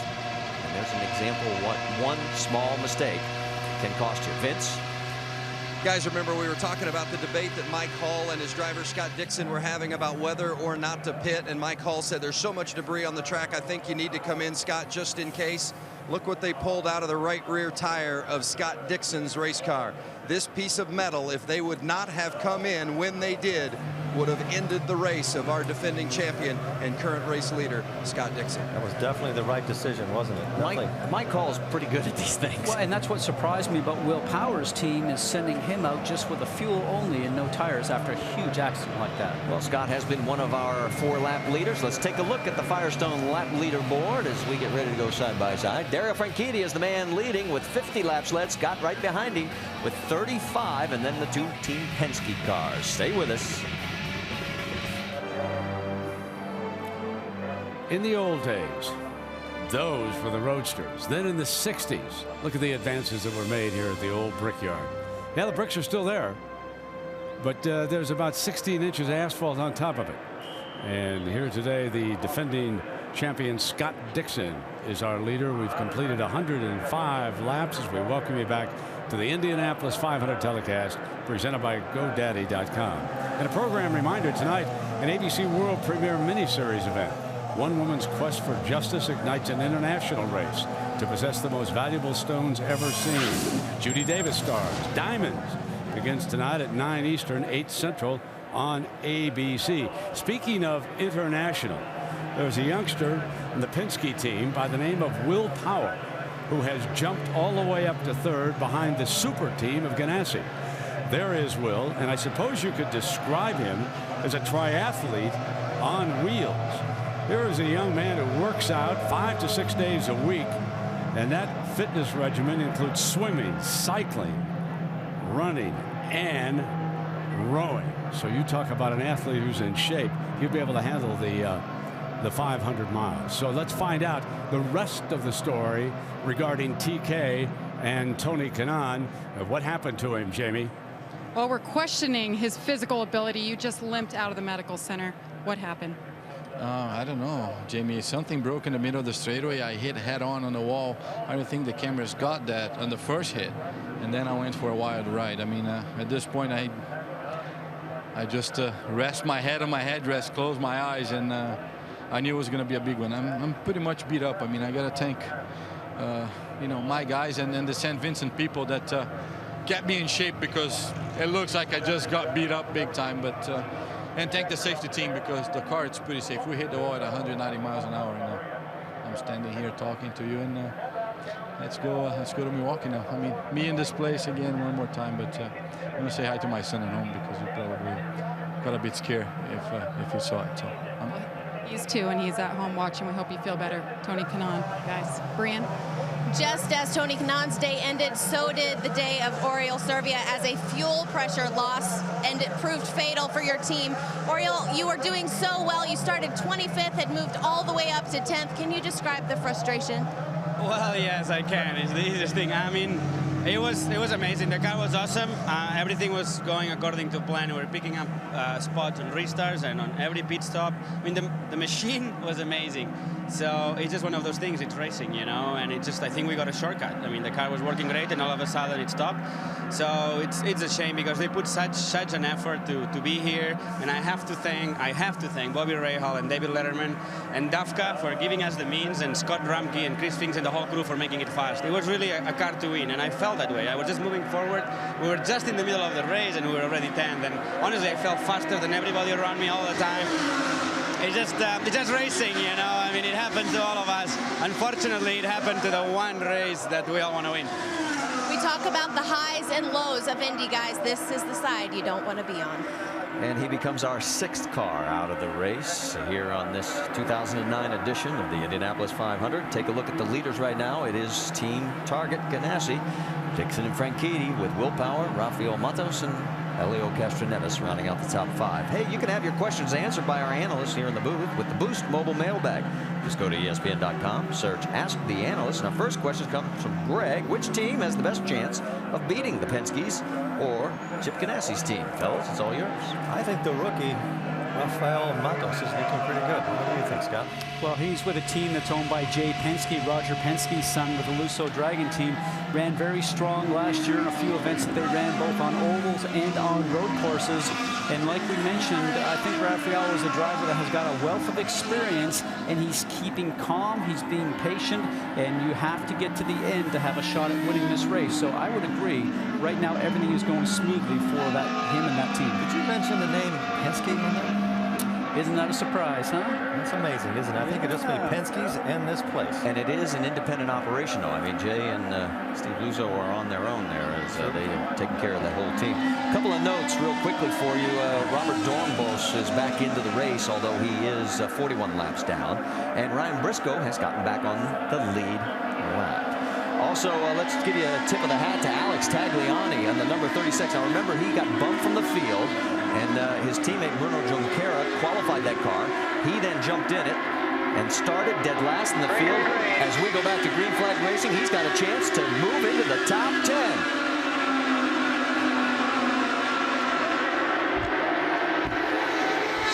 And the target cars are away again. A little more action going on behind him. Everybody makes it safely through turn 1, and it stays Dixon Franchitti with Power and Castroneves right behind. And restarts are always a great time to take the advantage of getting past the car in front of you, because all the cars are bunched up together, and you can see this snake coming down the backstretch right now, and Castroneves looked for an opportunity but was not able to get it done. Will Power, his teammate, is just up ahead in the Verizon car. On board with Helio. Helio had a bad stint. What was it? How many laps ago? 30 laps ago, but he seems to be right back on pace again now. He's got to work with his teammate and not let those 2 target cars get away, because they are working as one, and they've been doing it from the beginning of the race. Look at the distance between them and Power right now. And that's just after 2 laps. Very impressive, and you mentioned that Briscoe is now back on the lead lap, so he right now has to make sure he can take advantage of everybody being bunched together. Some action coming on here in the middle of the backstretch. You see the sparks flying as everybody pulls around and through, and that was looked like Mike Conway. Yes, it was, getting around 4th position. And Tagliani right there in the 36 car as he continues to move forward. Brienne, you've got more on Alex? Marty, a lot of the spots that Alex has made up are in part due to his crew. They have made up spots on every pit stop. In fact, they made up 5 spots in 1 stop. Alex told me before the race that he wanted a car that was consistent. It was most important to have the balance consistent throughout the entire stint. And so far, it looks like that's exactly what the team has given him. Right on. Oh, and look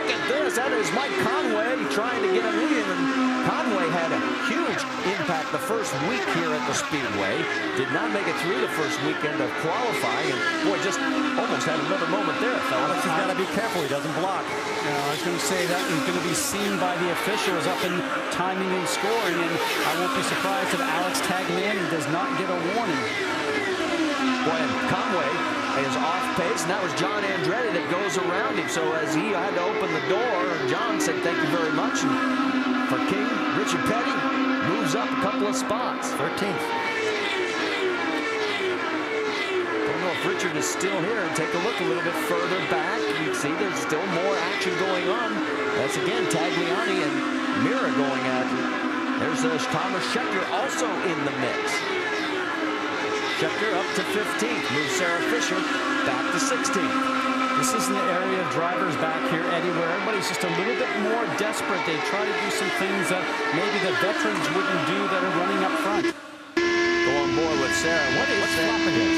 That's the antenna for either the radio system or telemetry system. And she has done a nice job all day. She said she wanted to get out here and just get to the end and see where she was going to be towards the last 30 laps of the race for that last fuel stop. And so far, she's running to plan. Well, we showed you the video from last year where she got into Tony Kanaan and was just in tears, devastated because they had just barely made it to the racetrack. And this year, they're much more well-funded.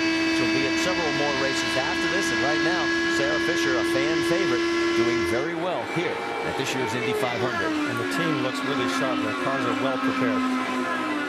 All right, let's check back in on the race leaders as Dixon and Franchitti have opened up over a second and a half on third place. Vince, what's going on? Well, this really is an indicator what a team sport this is, because these two drivers have had near perfect cars all day long. Scott Dixon's team has not adjusted his car one time, not even a tire pressure adjustment. Dario Franchitti's very minor changes. These cars sat on the grid today, race ready, and they have proven it. And that's a credit to the engineers, Eric Bretzman on the 9 car and Chris Simmons on the 10. And remember, guys, we've not had these weather conditions all month long. It's into the 80s, it's humid, and we've had sunshine. They've not faced this type of condition the entire month. And these guys, from a setup perspective, have been spot on. They've saved fuel when necessary. They're fast, they've got the downforce, and they look unbeatable past the halfway point. And if you were with us during our pre-race, you heard Jack LaRue talk about the super team, and they talked to Roger Penske and Chip Ganassi, and Ganassi admitted, he says, hey, they're the benchmark. They're the ones we're going after. Right now, they're leading this entire field.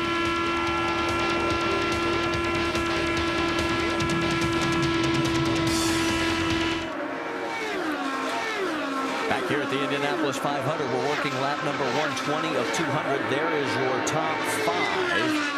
As it is Team Target Ganassi up front, in front of Team Penske, Will Power and Helio Castroneves, and then Jay Penske's Lusso Dragon rookie Rafael Matos as we look down high above, and courtesy of our GoDaddy.com Helicam, you can see just how massive this 2.5-mile layout is. In fact, do you see the golf course there? Yeah, 4 of the holes of the Brickyard Crossing are inside the racetrack. That's right. And it's a real treat playing when the cars are zooming around here. Take a look at the third place car there. You can see Will Power, Jack LaRue. What's going on? Guys, remember that John Erickson called his driver in, and they did not change tires. They had fuel only, and we speculated it might be an experiment for the end of the race. Well, add to this grand experiment that they have been running this entire stint, switching the fuel mapping from fuel position 4 to fuel position 3. Obviously, they're trying to make fuel. He lost a little ground to the target leaders. He had to fight off the parry and thrust from his teammate, semi-teammate Castroneves, but they like what they see in terms of data. This could come into play around lap 180 on that final pit stop, because now they know what they can do with this race car. They haven't made a lot of major adjustments on Will Power's car. And let's clarify what we're talking about between fuel position 3 and 4. And on 100% fuel, for instance, position 1, you're getting 100% fuel into the car, and it gets lots of horsepower. As you decrease the fuel, you're running less horsepower in the engine, but you're going to get better fuel mileage. And so the driver out there has to find a very happy medium between speed and trying to make fuel mileage out there on the racetrack. And it could be done by that, Eddie Cheever, or else it can be done by maybe running a higher gear whenever you can, trying to lower the RPMs of the engine when you're out on the track. little bit further back in the field, we're trying to find Alex Pink Floyd Lloyd. Everybody's nicknaming Pink Floyd. And here he comes. There he is, coming around in the number 99. Remember, he was a lap down. Well, he's back on the lead lap right now. And if you were with us earlier, his wife is one of 2 that are expecting babies any moment. Let's get an update from pit lane, Jeremy. Yes, we did. The top of the race, we reported that Samantha Lloyd was having contractions. How serious is it getting, Samantha? They're about every 10 minutes apart right now, and they have been since about 1:40. So we'll see. And he has no idea right now in the car. How long are you willing to wait? I'll wait till the end of the race. Or unless they get 5 minutes apart, and then I don't think the guys need to deliver a baby as well as do the tyres and the fuel as well. So we'll see. Huge moments. Alex Lloyd concentrating on the race, guys, but what a moment it'll be as he waits for his little baby girl. Is the Delphi safety crew ready for this? How about this little kid? He's going to have one heck of a story to tell when he's an adult. All right, well, Alex doing well. He's, as we said, still on the lead lap after fighting his way back, but he has gone 40 laps since his last pit stop. He has got to stop soon, so he is hoping that a yellow comes out. Now, some of those laps were under caution. That's how he was able to get back on the lead lap. Let's check back in up front because you've still got Team Ganassi running 1-2. It is Dixon and Franchitti. Then it's Will Power about a full second behind second place. So right now, it looks like the power teams that we talked about at the beginning are starting to zero in on the championship chase for the win here at Indy. Here's a message from our ABC stations.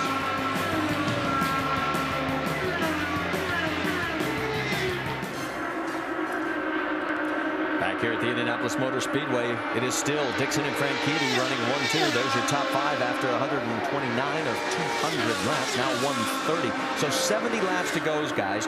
And so far, it looks like Ganassi has the measure of everybody. But we have 2 more pit stops minimum to go. So you got 2 chances.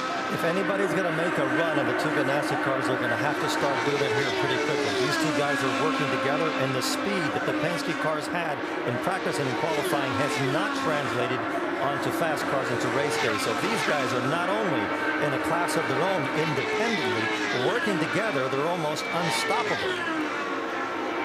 And as we look a little bit further back into the field, remember what happened to Danica Patrick. She has been relegated back to 10th place because of the bad pit stop, and she is still running in 10th place.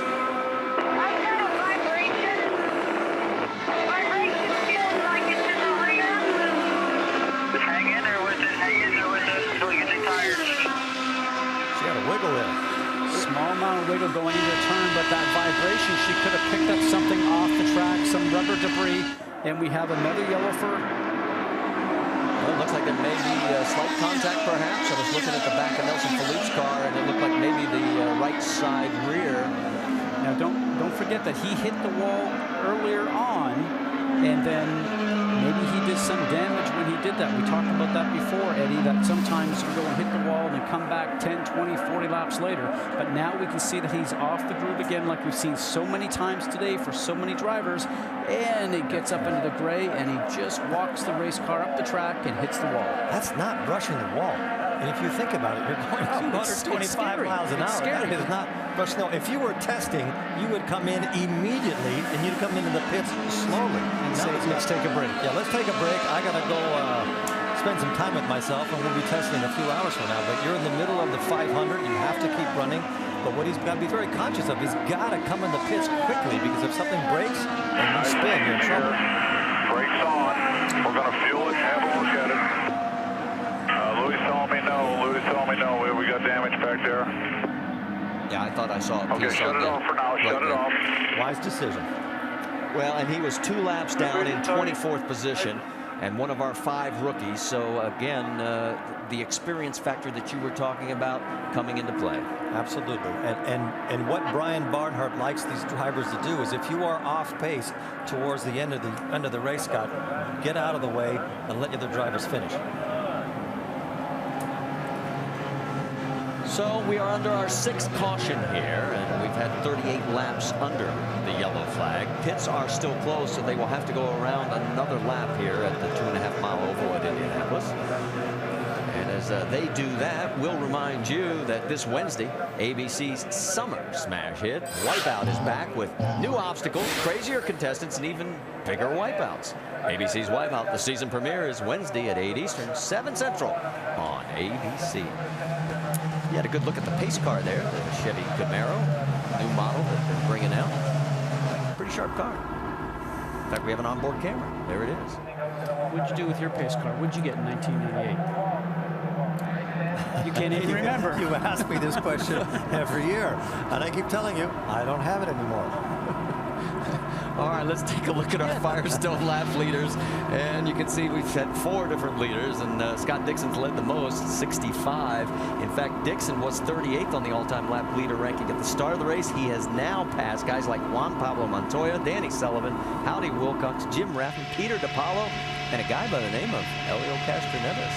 Scott, who do you think is in a position to be able to run down these 2 target cars? Well, you talked about the teammates running together, the 2 target cars up front, and you've got Will Power and Castroneves. Although they are in different teams, they're really underneath the Penske banner, if you will.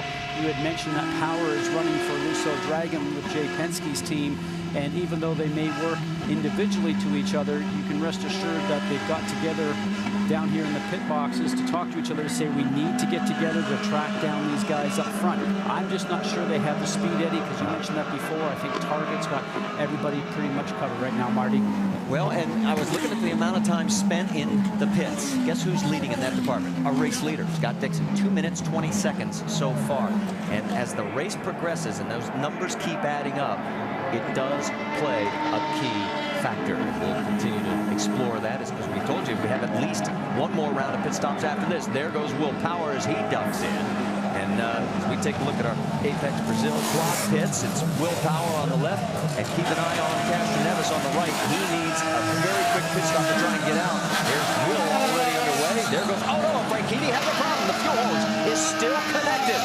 So Franchitti has a major issue in pit lane and is going to lose a ton of spots. And sometimes that creates a problem in the fuel tank. Even if you get off, you've got to still be leaking fuel. And the other side of that, Eddie, and we talk about a fuel spill. Here we have it right now with the 14 car.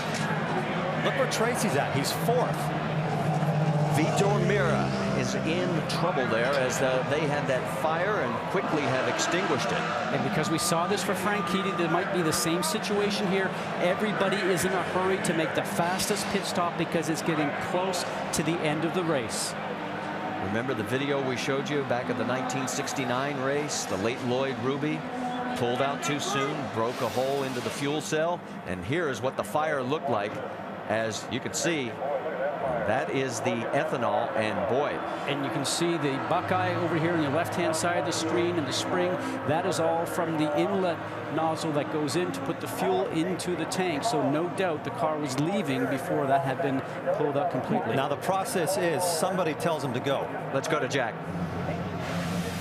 Guys, we had a lot of fuel spills. The fueler was covered in fuel, and he got some minor burns in his eyes, but Vitor Meira in fast action by the ABC supply crew and the Delphi safety team.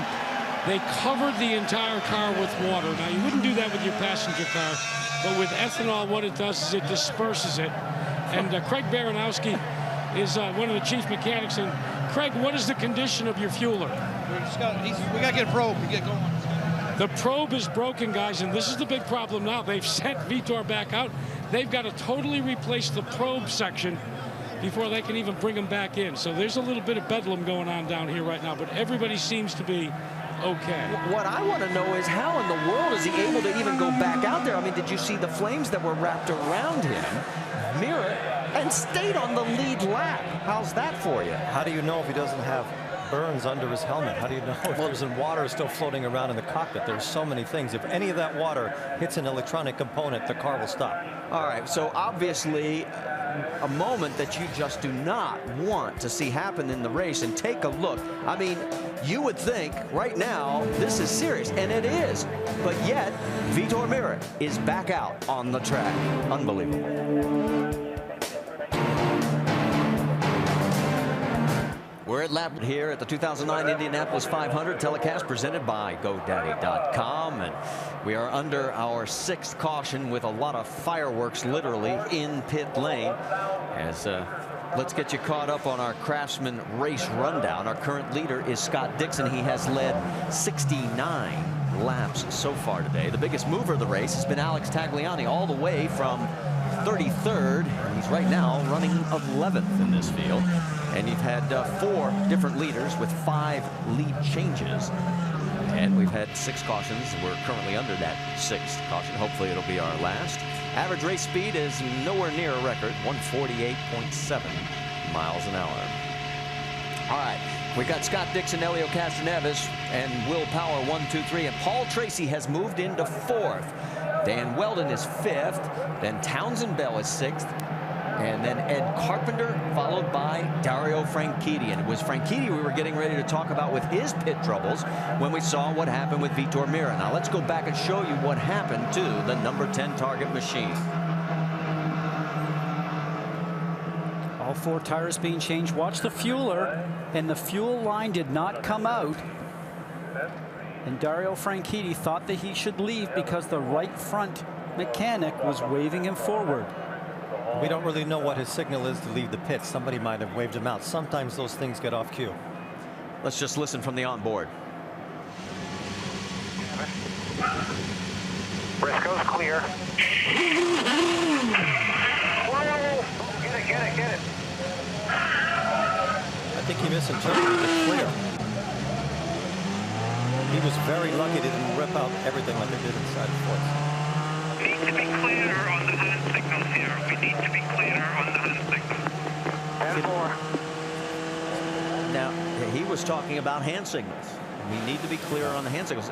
Remember, we saw this last year with Team Penske where they were saying no, no, no, and one of the drivers thought it was go, go, go, and he pulled out.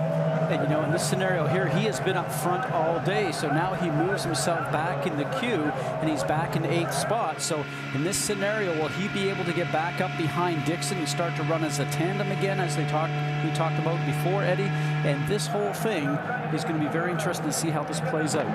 And rookie Rafael Matos looks like he's pulling in to top off. Vince? That's exactly right, Marty. No tires here. They're just going to make sure they take an advantage of this yellow to as long as they can. They topped off the fuel. They know they're going to have to make one more stop, but if they can make it a short stop at the end in that last one, that might be the difference they need to get up the line and maybe even win this race. Well, that gives him 5 laps in hand. Does that play out? We'll find out as the strategy unfolds. Let's check in with Jack Arruda at our cutaway car. Yeah, let me see if I can explain to you the fuel area here. Now, you see this area that I'm pointing to. When you put the fuel probe in, it opens the fuel area. But the problem is when you seat the fuel probe, you have to have the exact proper angle. I've talked to a lot of fuelers this year, and they said part of the problem is if it's not seated correctly. That, in some cases, was the problem with Vitor Meira's pit stop. Now, in the case of Dario Franchitti, normally, you stay right there. The outside tire man is the one that is going to signal when to go. When we were on board and you saw the fueler, he was trying to get the fuel out, but what we didn't see is whether he had been signaled, Dario that is, from the outside tire changer. That's where I think sometimes the hand signals get a little confusing in the heat of battle. I've always been of the opinion you should use a radio instead of the outside tire guy. Let's go back and watch the right front tire. Hand out. Oh, see, he put his hand down. It was not the driver's fault. It looked like he gave him a signal, but the fuel wasn't even close to being taken out. The drivers are trying to gain tenths of seconds, so they're looking at the smallest movement from the front right tire guy. Very costly, though. 8 positions lost because of this. Okay, this looks like it's going to be a balls to the wall stint here, so probably going to do one more stop here.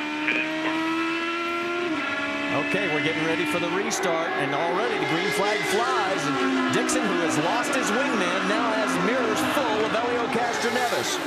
Will Power, Paul Tracy, Dan Weldon, that's your top 5. And look at them dice and slice down the front straightaway. Here goes Helio for the lead, and he's got it. Time to get serious.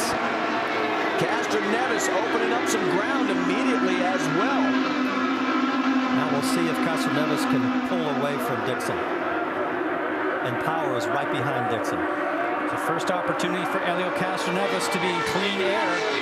Take a look at Dan Weldon going around Paul Tracy on the high side and makes it stick going into 3. Dangerous move, but he made it work. And 2 drivers with attitude, Dan Weldon and Tracy. It looks like Tracy being slowed up just a little bit is now going to have Townsend Bell have a run on him down the front stretch and going into 1. Looks like he might get him.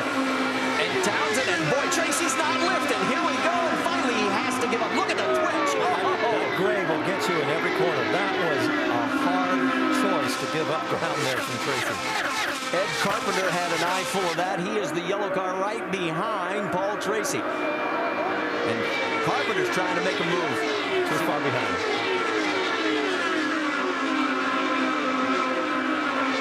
One thing everybody knows about Paul Tracy, he will never take his foot off the gas. He's one of the bravest drivers out there.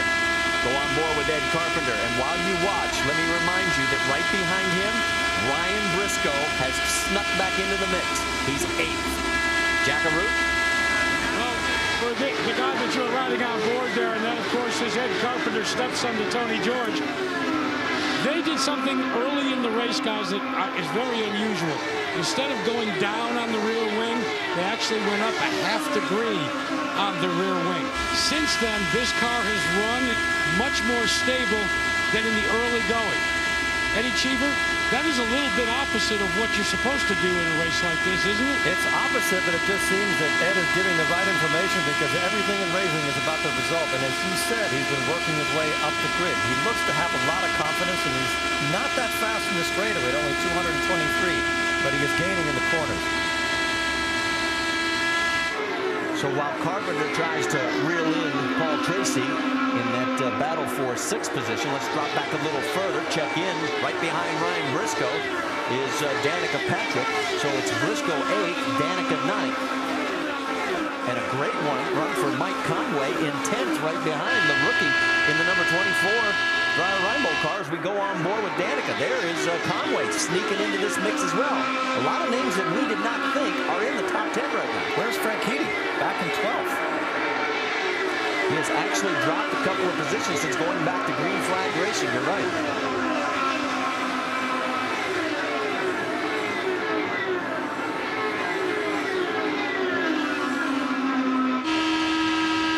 We're getting word that there may have been an issue on the restart, and Danica was upset with the restart involving Ryan Briscoe, the car right in front of him. And he has been told by race officials to drop back behind the 7 or face risk of a penalty. So something happened on the restart. She's going to have to get up to him, though. Yeah, she does not seem to have the speed to be able to catch up to him. And this is going to really hurt him because she is fighting her car. So he moves over, now he's got to tuck in right behind her. And that keeps Mike Conway from closing in as well. So Danica gets the position back after the orders from race control. And it might give Conway an opportunity just to have a little look at Ryan Briscoe here in the next lap or so. Take a look at your race leader, Helio Castroneves. 6th time Helio has led the Indy 500 in his 9 starts, and it's the first time since 2007. Can he win it? Stay with us to find out. Here at the Indianapolis 500, the laps are winding down, and Danica Patrick's got a run on Ed Carpenter. Can't get it done.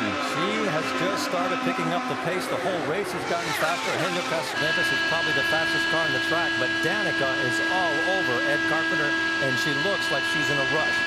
Castroneves' last lap at 2:19, the lap before that at 2:20, so the pace has picked up from where it was at about 2:18 to 2:19. And Carpenter has a problem in 3 and 4. He just doesn't seem like his car works very well. You can see he's sort of squaring the turns off a little bit. She gets a run coming down the main stretch here every time, but just cannot get close enough, Jackaroot, to make the pass. After the formal drivers' meeting yesterday and before being dispatched by buses to go to the traditional parade, Danica Patrick sought out the counsel of 2-time winner of the Indy 500, Al Unser Jr. And she said, I need to know what I need to do to win this race. Al Jr. said, you need to race the first half of the race to be there at the last half of the race. And she was a little confounded by that. And he said, look, What you've got to do is test your car. You've got to take a look, but you've got to be steady. And the most important thing, show poise in the cockpit. As you listen to her conversations with Michael Andretti, the way even when she overshot her pits, the absence of emotion from Danica Patrick today seems to bear out that she took the two-time Indy 500 winner's advice. The action right behind them as you finished up, Jack. I noticed that, yeah, Paul Tracy and Ryan Briscoe are having a little action going, and Briscoe gets around Tracy to take over that 8th position. So Briscoe trying to get back into this mix. If you look at Danica, she falls back. She gets really close, but she just can't. Here. That's Dario Franchitti going around Tracy. Go ahead and finish your thought. He just can't get close. He can't get close enough in 3 and 4 to make that draft down as she goes into 1. So it looks like the car's getting a little bit unsettled in the corner still. Jack? For Paul Tracy, the big problem right now is the car is so totally unsteady when he is in heavy race traffic.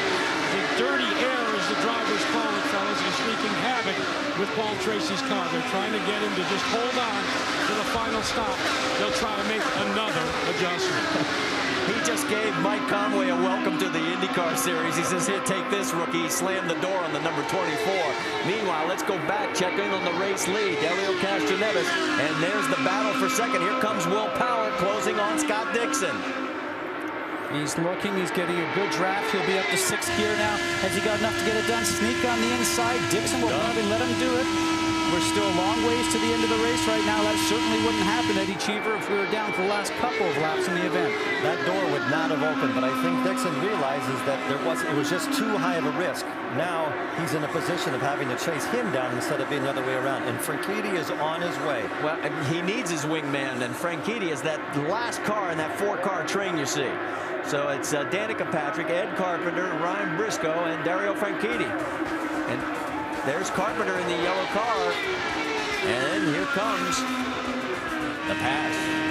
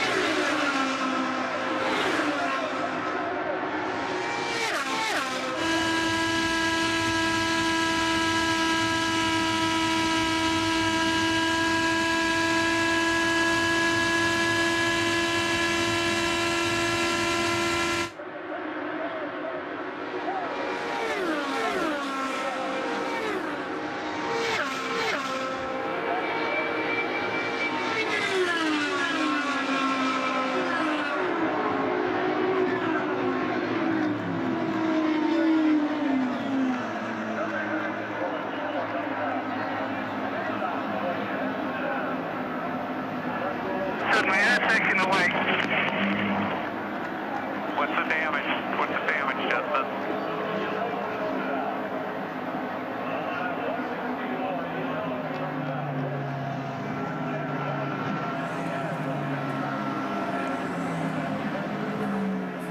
Well, you saw it in side-by-side. Justin Wilson tags the wall, bringing out our 7th caution. And this plays into the hands of one Dario Franchitti, who had fallen back by about 15 seconds. Let's take you back and show you what brought us to this moment. Alex Lloyd down, just going in front of Justin Wilson, takes the air off the car by the looks of it, and the car just releases from underneath him. And Eddie, what usually happens in that scenario is he might have taken his foot off the gas just to get through the turn a little bit, and that weight transfer on his car would release the grip on the back, make the back light, and the thing just swapped ends. That's why you see it happen as dramatically as it did. And now we're going to have a look here from John Andretti's car. Watch up in front, and John sees this all so quickly, and he goes, man, I made it through that. This plays right into Franchitti's hands. Dixon out there by himself doesn't seem to be as strong as he was when he had Franchitti as his partner. The two Penske's, Castroneves and Power, were actually driving away from the field, and Franchitti needs to get up there if the target team is going to have a chance to run these Penske boys down. And Will Power looks like he had a faster pace than Castroneves, who's from what we noticed also. And the other side of it, though, is that Franchitti back there with all the cars, maybe he doesn't have the right aero load to be back in the group of cars in amongst traffic. His car might be better set up just to be up running out in front with the area that he was before. But really, how many passes have we seen today? Very few. It's very difficult to get up behind a car's gearbox, and unless there's some traffic up ahead of you, it's really hard to set somebody off and pass them. And that's where I was one going of the few guys that have done it. With the rule change, with a tire designed around another rule change that they had, everybody's complaining they cannot run in traffic like they did last year, and they all seem to be putting it down to the development of the tire wrapped around a different chassis base. So I got a question for you, Marty. What's going to happen with Power when he's quicker than Castroneves? Well, we almost saw it, right? Because we were in side by side. He went for the pass, was not able to get it done. And I don't expect any team orders to be sent down from Roger. He's never done it before. Just don't take each other out. I mean, and Will Power's fighting for a job. He wants a future. And he's also about to pass the sweetheart of Indianapolis and the lead driver for Penske. So when he does pass him, he better do it very cleanly. All right, lap 162 of 200, 38 to go. This could be the last stop. So the pit crews have to make this one the splash and the dash for the cash. Let's send it to Jackaroo. Well, Danica Patrick will be the first to pull onto pit road. She likes her car, but as we watch the lead trio, specifically two Penske cars, peeling off is Will Power. Will Power will go to work. Let's go check in. On the top of you see Power and Patrick. Let's check in with Vince Welch for the bottom report. No changes for Scott Dixon on the 9 car as his crew continues to work as Danica Patrick leads her pit up the top. Helio Castroneves has had problems with his shifter today. That's cost him a couple of spots, but no issues this time as he wins the battle off pit road. Oh, man, and take a look at the Apex Brazil race off pit road. Briscoe picks up 6 spots, and Danica picks up 2 spots. Weldon picks up 1. Here we go with a major shuffle. Will Power drops 4. And they had a problem on the right rear wheel of Will Power getting it back on, and that was the problem for him not to get out in fast order. Take a look. This is Power's pit stop. Hits his mark perfectly.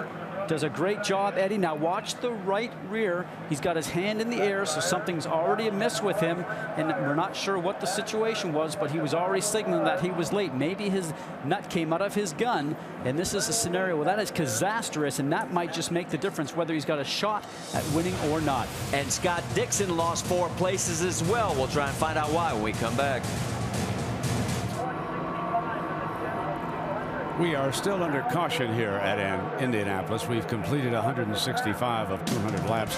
Let me remind you again, the NBA playoffs continue Monday night. Kobe Bryant and the Lakers take on Carmelo Anthony and the Nuggets. Game 4 of the Western Conference Finals, ESPN HD. You know, I think the only athlete anywhere having a better month than Kobe Bryant or LeBron James or the Cleveland Cavaliers would have to be our leader right now, Helio Castroneves. He is trying to jump from the clutches of the IRS to the top of the IRL. Now here is a young man at the top of his game, and they charged him with tax evasion. accused him of hiding funds offshore in Panama. He was acquitted of all those charges, jumped right back into his fire suit, finished second, and here this month at Indianapolis, he has been the fastest man on wheels. His pit crew has been the fastest, and that is no small part of the story unfolding here as Roger Penske shoots for his 15th Indianapolis 500 victory. And take a look at who is up there in second place right behind him. His teammate, Briscoe, who is trying to pick up a lap, Marty.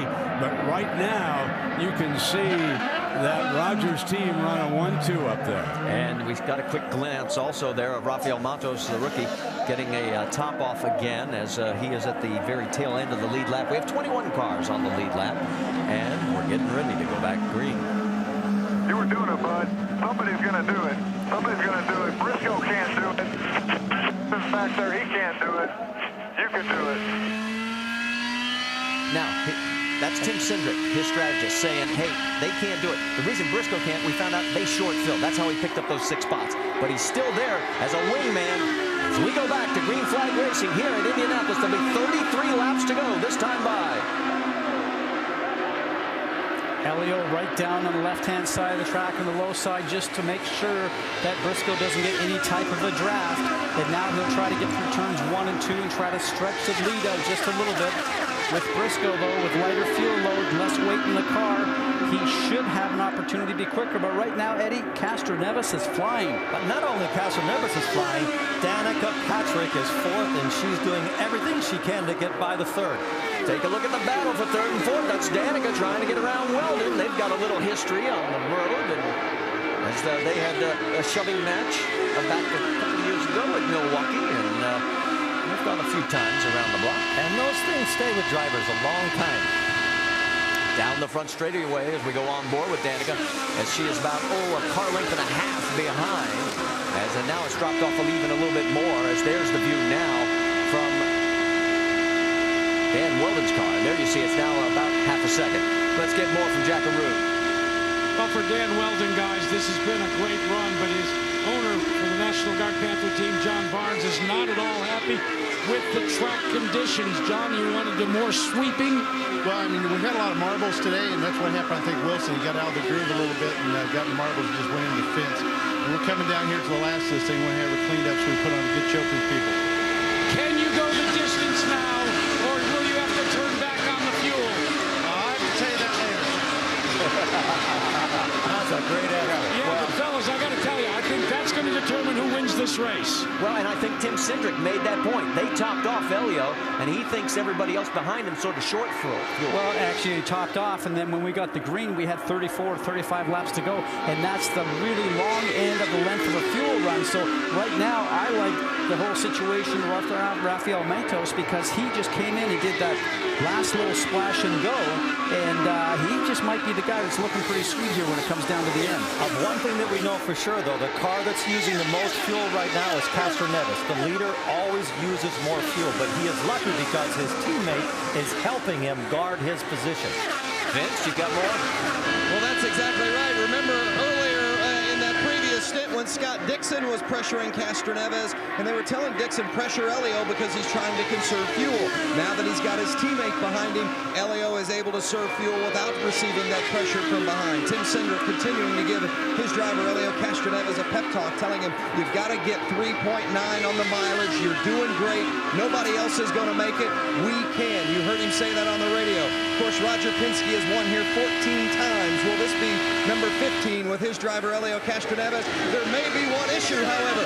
His son, Jay Penske, because his driver Rafael Matos did come in and top off right at the end of that yellow, and Jay Penske is telling his driver Matos, you can go to the end and win this race. I wouldn't be surprised if Penske makes Briscoe go out in front and pull Castroneves along as he can to try to help him save fuel, because Briscoe is for sure going to have to come in because he short-filled on the last one. And the guy that looks really strong right now is Weldon. Yeah, and let's give a tip of the hat to Dan Weldon and his team. When they went to Carb Day, they were not happy with their race car. He qualified back in the 18th position, and then all of a sudden they threw the kitchen sink at it, and the Carb Day, they had it, and there goes Briscoe around for the race lead. So just as you mentioned, it's a Castroneves and Briscoe, as they're going around him.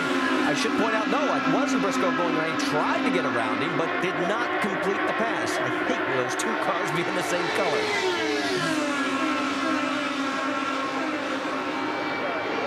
Meanwhile, let's get an update on Danica Patrick. Jamie?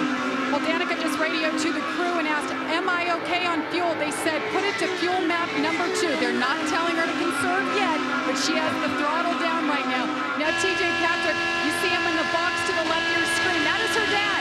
He never watches his daughter from the pit box.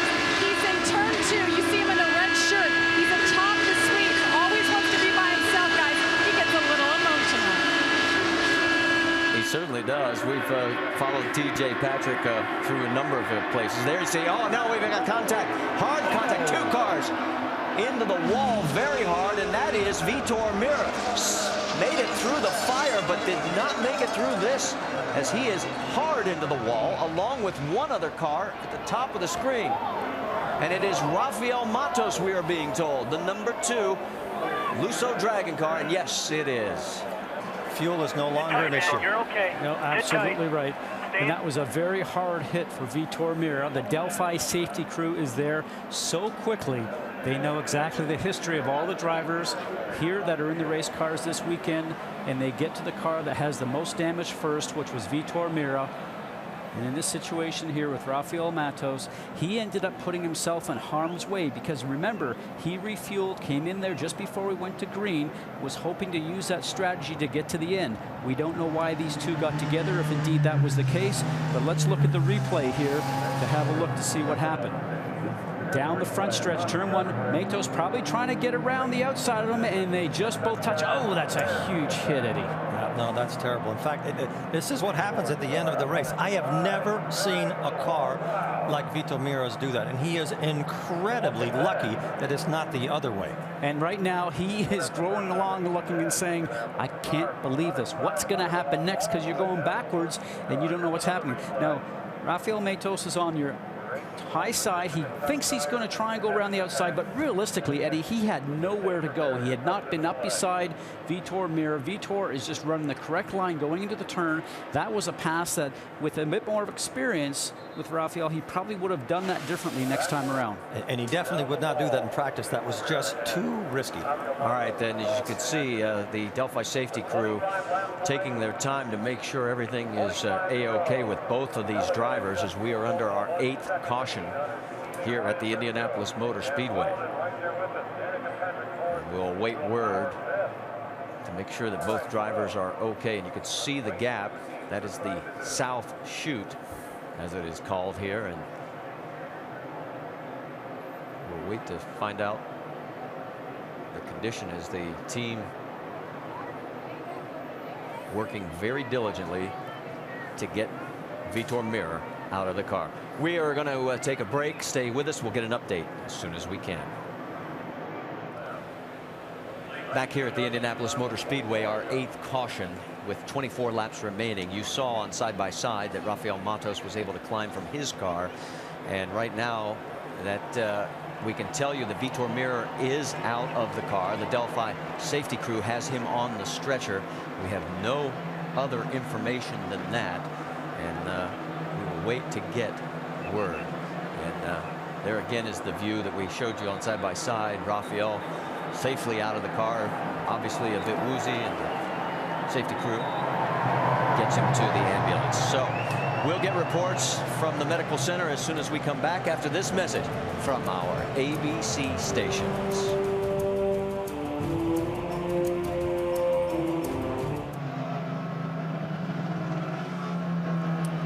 Here at the Indianapolis Motor Speedway, under our 8th caution, you see what is left of Vitor Meyer's Dallara chassis. And as we take another look at what happened, we can tell you we have word that Vitor was alert but complaining of pain. We don't know exactly where, and this was wicked. It's really difficult to ever pass somebody in turn 1 on the outside. At the end of the race, when there's marbles up high, it's almost impossible. But I think they just miscued because Matos moved up, down actually. Now, in situations like this, all these race cars have black boxes on them, just like aircraft do. So everybody will have an opportunity to look at this information. There's ear accelerometers inside the driver's helmet. Now watch these two cars come together. Just a vicious impact. But all that information in the black box has already been downloaded into the medical center here, so the doctors in there, Dr. Trammell, Dr. Scheid, will know exactly the impact level on this crash. What you've got to explain here is that these cars are made out of some very exotic materials, and all of that energy gets absorbed in that front nose box. And that front nose box, although it looks destroyed, it has absorbed so much of the impact, as has the wall.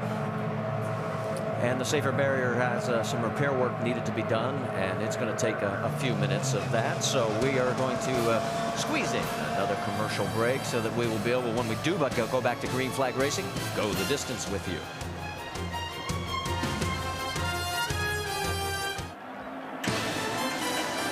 The 2009 Indianapolis 500 telecast presented by GoDaddy.com. GoDaddy.com, where you can make the web your domain with a .com name for less than $1 a month. And Hyundai Assurance, a little certain in uncertain time. Find out more at Hyundai.com. Back to green flag racing here at Indianapolis with 17 laps to go. Out front, it's Helio Castroneves, Dan Weldon, Danica Patrick. That is your battle for second and third. Townsend Bell in fourth and Will Power in fifth. Names that we didn't think might be at the front, but all of a sudden, Helio Castroneves, off into the grass. That doesn't work. These cars on grass don't work very well. That's a Hideki Muto doing a little off-road racing, and I don't know how he held on to it. Meanwhile, here comes Dario Franchitti going around Ed Carpenter on the high side of 4. Can you tell that it is serious? Look at the traffic jam coming down in towards turn 1. That's Franchitti, still in front of Carpenter, trying to pull away, get himself some room. He's trying to get back into the mix for this battle for the race win. It is Castroneves leading Weldon by 1.4 seconds. He has opened up that much of a gap already. And that is a lifetime right now. To have that big of a gap, he's in the perfect position because Weldon is having to defend himself from Patrick. And between the two of them, if they keep going at it like this, Castroneves will build up a large enough lead that he doesn't have to worry about what's happening in his mirrors. There you see nothing. Sir, he's got nothing in front of him, as we talked about before. There's no fuel issues right now. And for him, he just has to be perfect and hit his marks all the way through. And there's nothing like clean air when you're running by yourself on the last few miles, whereas everybody else, Weldon has got to make sure he guards his position from Danica Patrick. And between the two of them, they're helping. They're actually playing into Castroneves' hand. The laps wind down, 15 to go, and it is Helio Castroneves. Can he put a period on this storybook ending? He just ran a lap at 220.28. That's almost a mile and a half faster than Dan Weldon.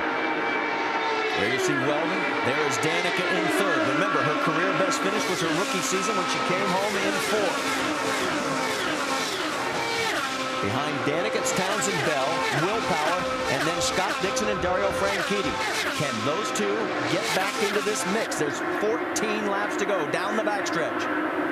What is amazing is at one point, Castroneves and the whole Penske team seemed like it had shuffled itself out. And here he is, ending what has to have been a perfect month by pulling away from the rest of the field with so few laps left. But you said it at the beginning of the broadcast. You said the person who makes the best adjustments will be the guy who gets to the finish line. And he's doing it. He's doing it. He's pulling away. And there is Katia Castroneves, Helio's sister. She was, of course, part of the trial. You saw the piece, what we did with her, the emotion.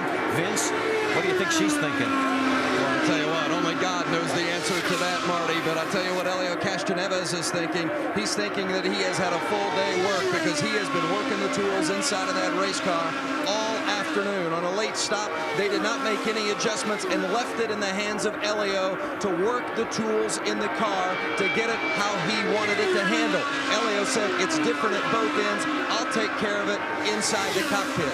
That is a veteran racer with the experience capable, and as we see now, looking like he could win another Indy 500. Jamie, can you give us a quick medical update?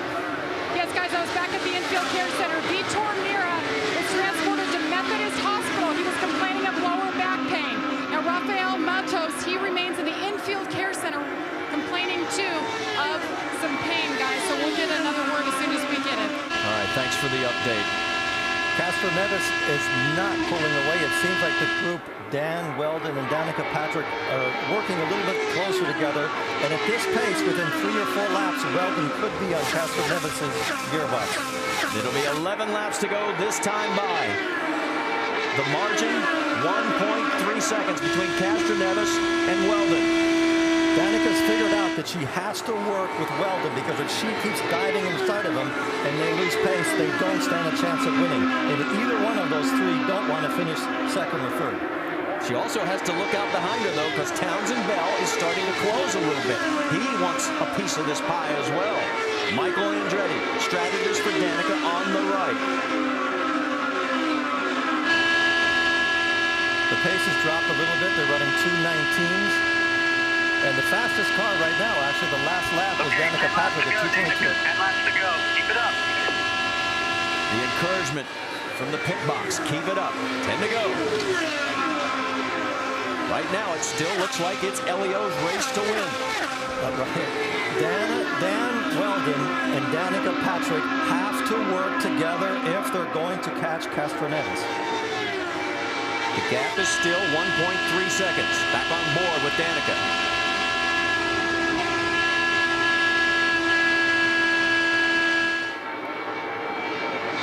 There you get a look coming through turn 4. The gap between first, second, and third. And there is 4th place Townsend Bell. Pace has slowed down a little bit. They're down to 2:18s now.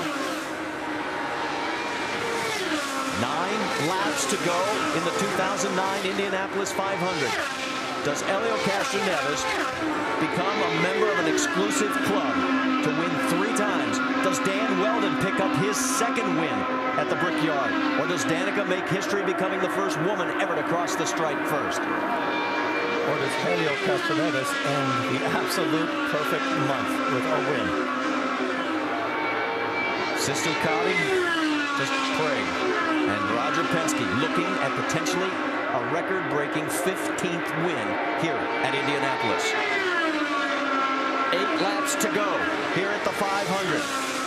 And the only hope for the drivers in second and third right now, because they don't seem to be able to match the pace that Helio Castroneves is turning, would be traffic up in front. And so far, it looks like it's pretty clean for him directly up in front of him, so that will not be an issue.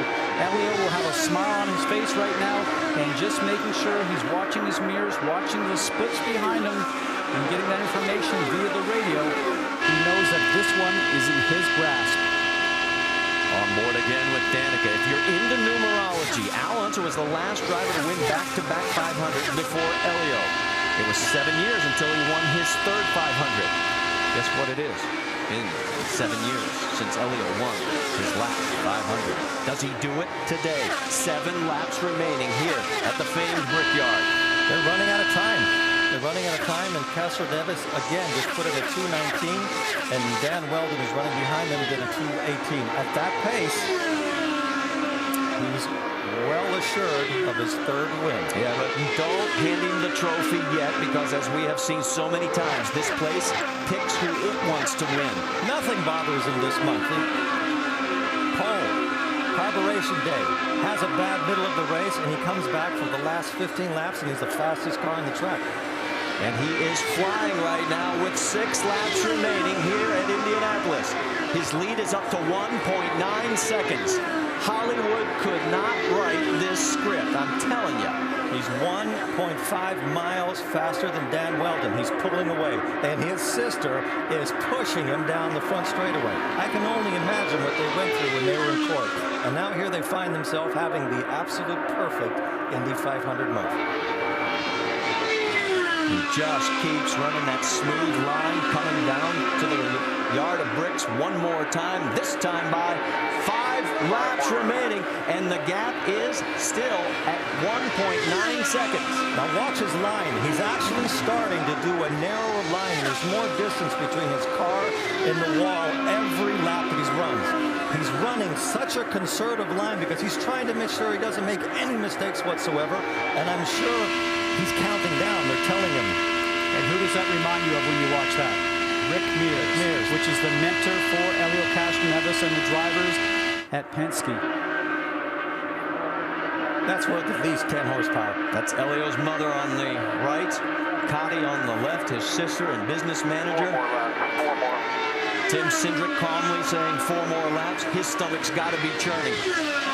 There's one super prize in American racing, and that will be the first driver to win 5 Indianapolis 500s. If he wins this at the age he's at, and with the team he is racing with, he might be the only guy ever to have won at 5. But it's true, he's got to get the 3. He's got a great shot at it. There are 5 guys right now with 3 wins. Louis Meyer, Wilbur Shaw, Maury Rose, Johnny Rutherford, and Bobby Unser. Now they got 4 up there. That's his girlfriend on the left, father on the right. And it's working. Down the front straightaway. You heard Tim Cindric. 3 more laps to a piece of history at Indianapolis. A big piece of history and the start of a legacy. And there's not a person standing here from our broadcast booth. We look out in the front stretch. There is not a person that is sitting in their seats. They are all standing.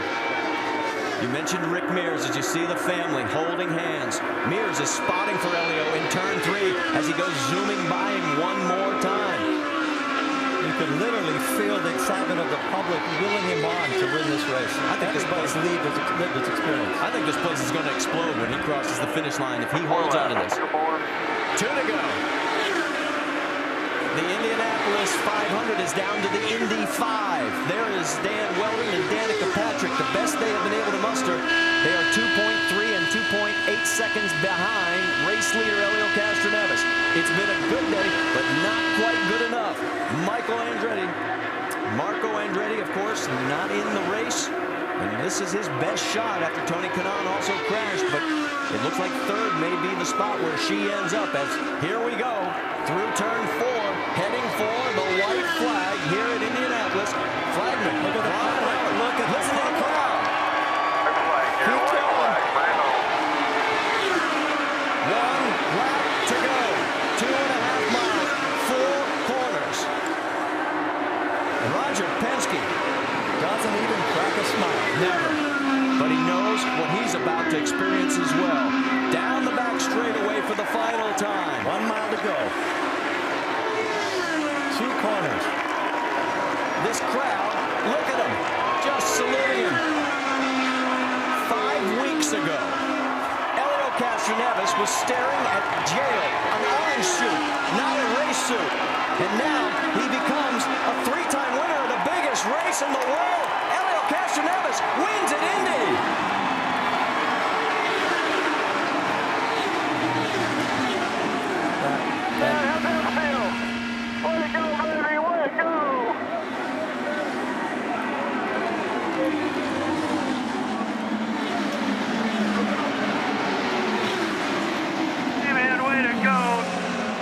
Great job, right into victory lane. Oh, you guys are awesome. Thank you. Thank you, God. Thank you.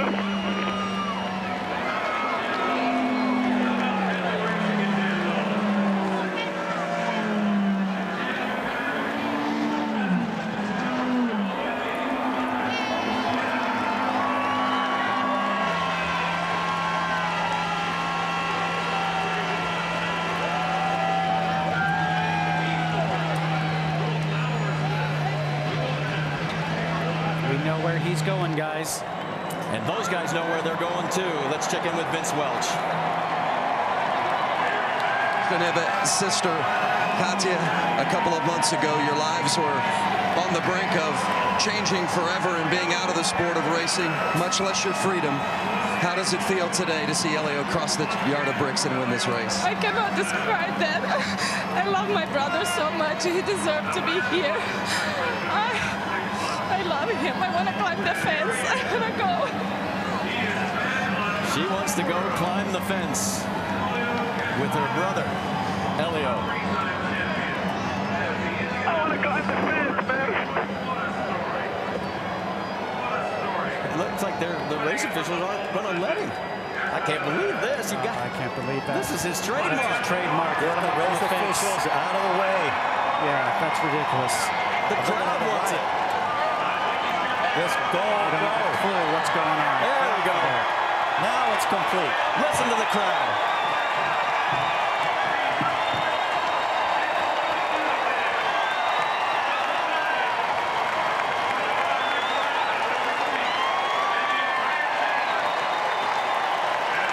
He's getting pretty good at that. You think Brazil will be celebrating tonight? Yes, indeed.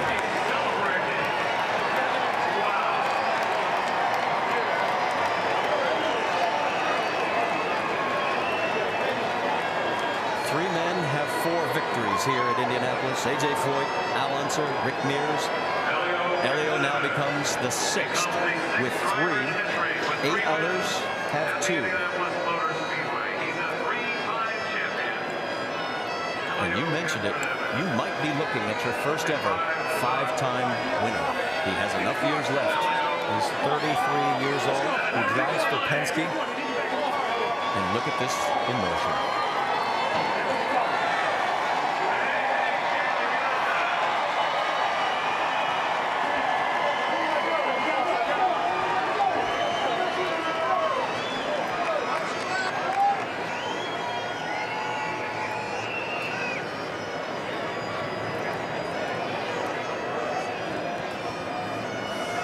Well, the car is on its way to victory lane. And he still has the helmet on. I don't think he even knows that he needs to take it off. I don't think he even cares. He's still in the car. What an incredible month. Unbelievable. Like you said, Hollywood could not have written a more audacious script than what he went through and what he managed to pull off. Oh, somebody's got to be thinking of a movie. Here it is. That's the best picture of all right there. His next stop is the Izod Victory Lane, and we'll get a chance to talk to him. I know what his next drink is. Yes, you do.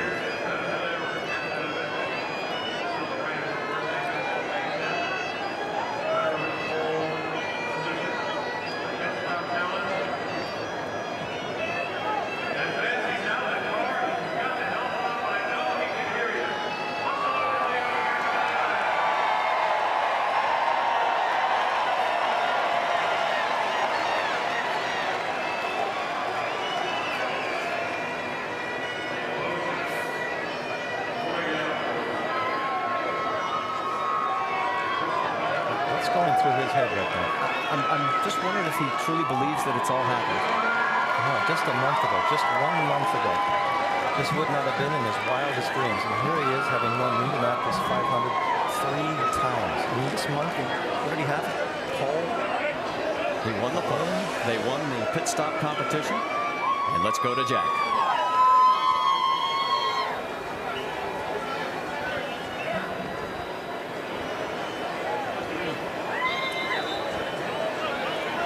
A very emotional moment for Helio Castroneves getting the Borg Warner Trophy. But now the thing that is most important. Helio, this is what makes it official. This is what makes it official right here.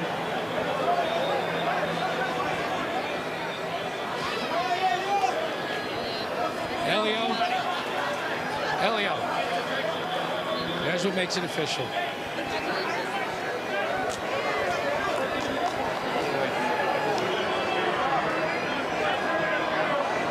Midwinter, no one would have thought this would taste as sweet as it does today for Helio Castroneves.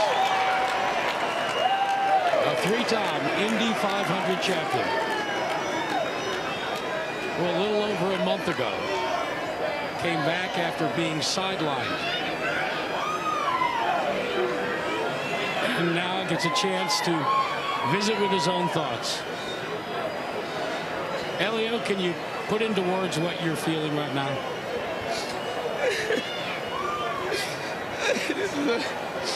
This is incredible. His mom is here in Victory Lane.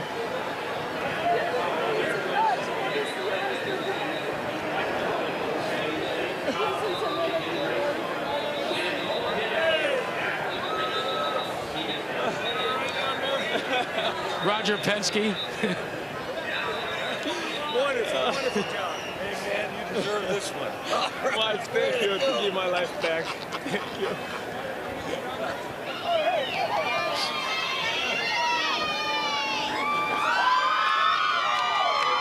And now to the cheers and the accolades. Helio Castroneves, a 3-time Indianapolis 500 champion, and I didn't have to make you cry. Winning made you cry. I'm sorry. I'm really sorry. I think my tears speak for everything. You know, what a great team. I just have to thank first of all, Lord, to give me this opportunity to be strong, to have a family that I have, and obviously I have to thank Roger, Team Penske, Cindric, my guys. Philip Morris, obviously all the associates, Verizon, and everybody, because they gave my life back. And I'm here today because of those guys. And obviously fans, you guys don't understand. You guys kept me strong. You guys are the best. Thank you so much. I'm honored to have fans like you. Thank you so much. Let's celebrate now. Yeah, baby. Woo! I do want to ask you one question. In the middle of the race, Helio, you kind of were not with the lead pack. You had to exercise an awful lot of patience. What were the conversations like between you and Tim Cindric? First of all, we're having all sorts of problems with the radio since the beginning of the race. And then we have a little issue with the gearbox on the pit stops. It was getting in neutral. I have to change for a mechanical.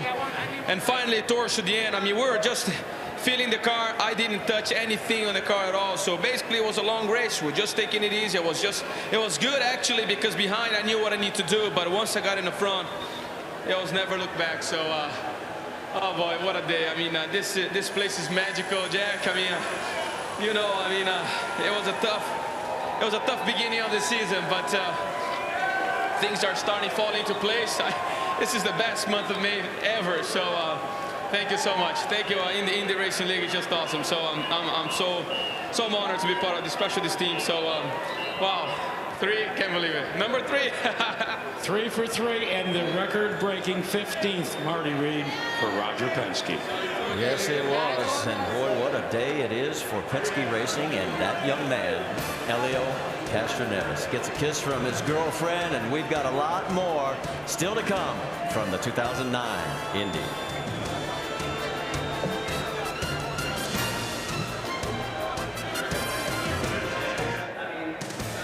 The celebration continues here at the 2009 edition of the Indianapolis 500. Our winner, Helio Castroneves, and 3 racers had career best finishes today at Indy. Will Power in 5th, Townsend Bell in 4th, and the lady we're going to talk to next, Danica Patrick, in 3rd. Brienne? A new best for Danica Patrick, as you mentioned, Marty, finishing 3rd. If there were 10 more laps, was there anything left in that car? Yeah, actually, I would have liked to have seen it just gone green for the whole last stint without that yellow in the middle. You know, it was, you know, we were going to have to be smart with our fuel, but we were already cranking it down there those few laps we did before the yellow came out. So I think we'd have been fine. I think that would have played into our hands. I had a really good car. I had a really good car on long runs. I think we had maybe a little more downforce than Dan, or at least that's what it appeared to be, because, you know, I'd get good runs on them, and it just wasn't enough, really. So, you know, oh, well, what are you going to do? I think the most obvious was on the restart. I went to the outside and thought, yeah, I've got some good momentum. And then, yeah, no, I'm just dead even. What was the racing like out there today? It was, well, it's always exciting with Paul Tracy around. He was around for a lot of the beginning of the race for me. He's pretty good at those restarts. But I think that the track got better overall as the day went on. And, you know, I just think that my car really came to me. I think that we were able to run, you know, flat the whole way around towards the end there. So that was what we were looking for, you know. So I'm happy with it. I wish we would have had a better shot at the win, but what are you gonna do? Well, 3rd is not too shabby, guys. We'll see her next week in Milwaukee. We certainly will, Brienne. Thank you very much. As we take another break, I want to give you an update from the hospital on Vitor Meyer. He is complaining of severe lower back pain, but he is moving all extremities. So that is very, very good news. And we send our best to Vitor Meyer after that wicked hit. The celebration for Helio continues.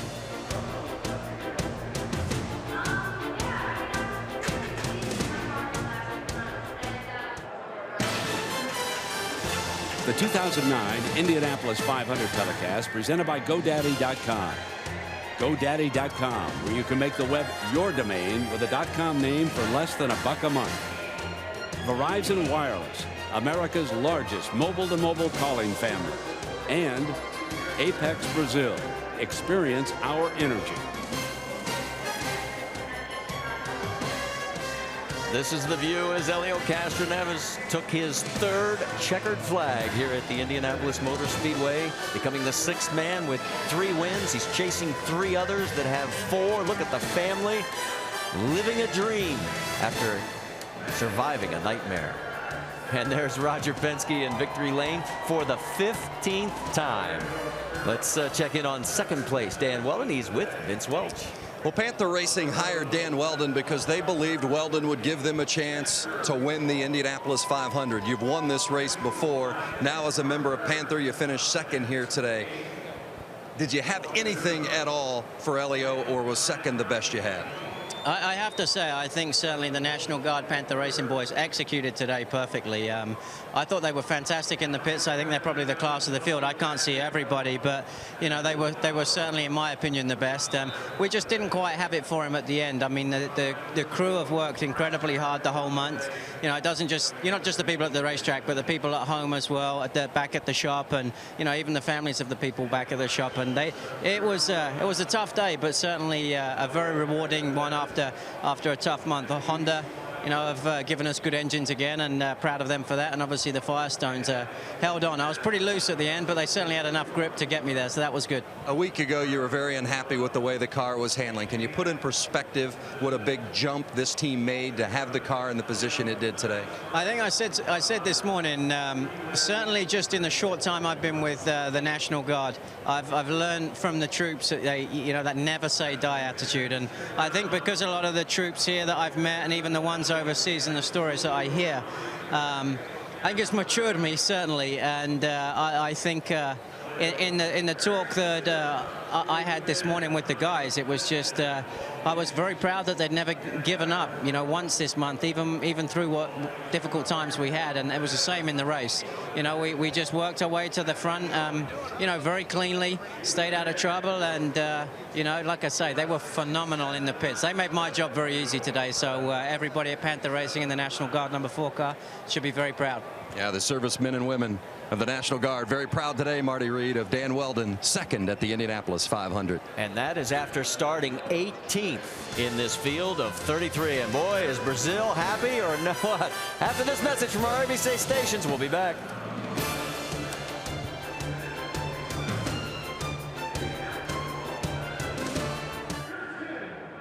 Take us home. Marty, thank you very much. You know, I think Helio said it best in his interview with Jack Arute. Magical.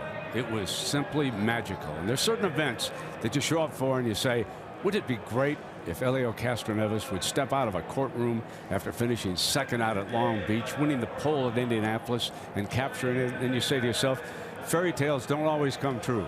But they did today. And how about the look of the family as he came roaring home? Family power here in Indianapolis as we all hail the new 3-time champion of the Indianapolis 500, Helio Castroneves, a man who lived a dream after suffering through a nightmare earlier in the month. Congratulations to Helio Castroneves, our 500 champion.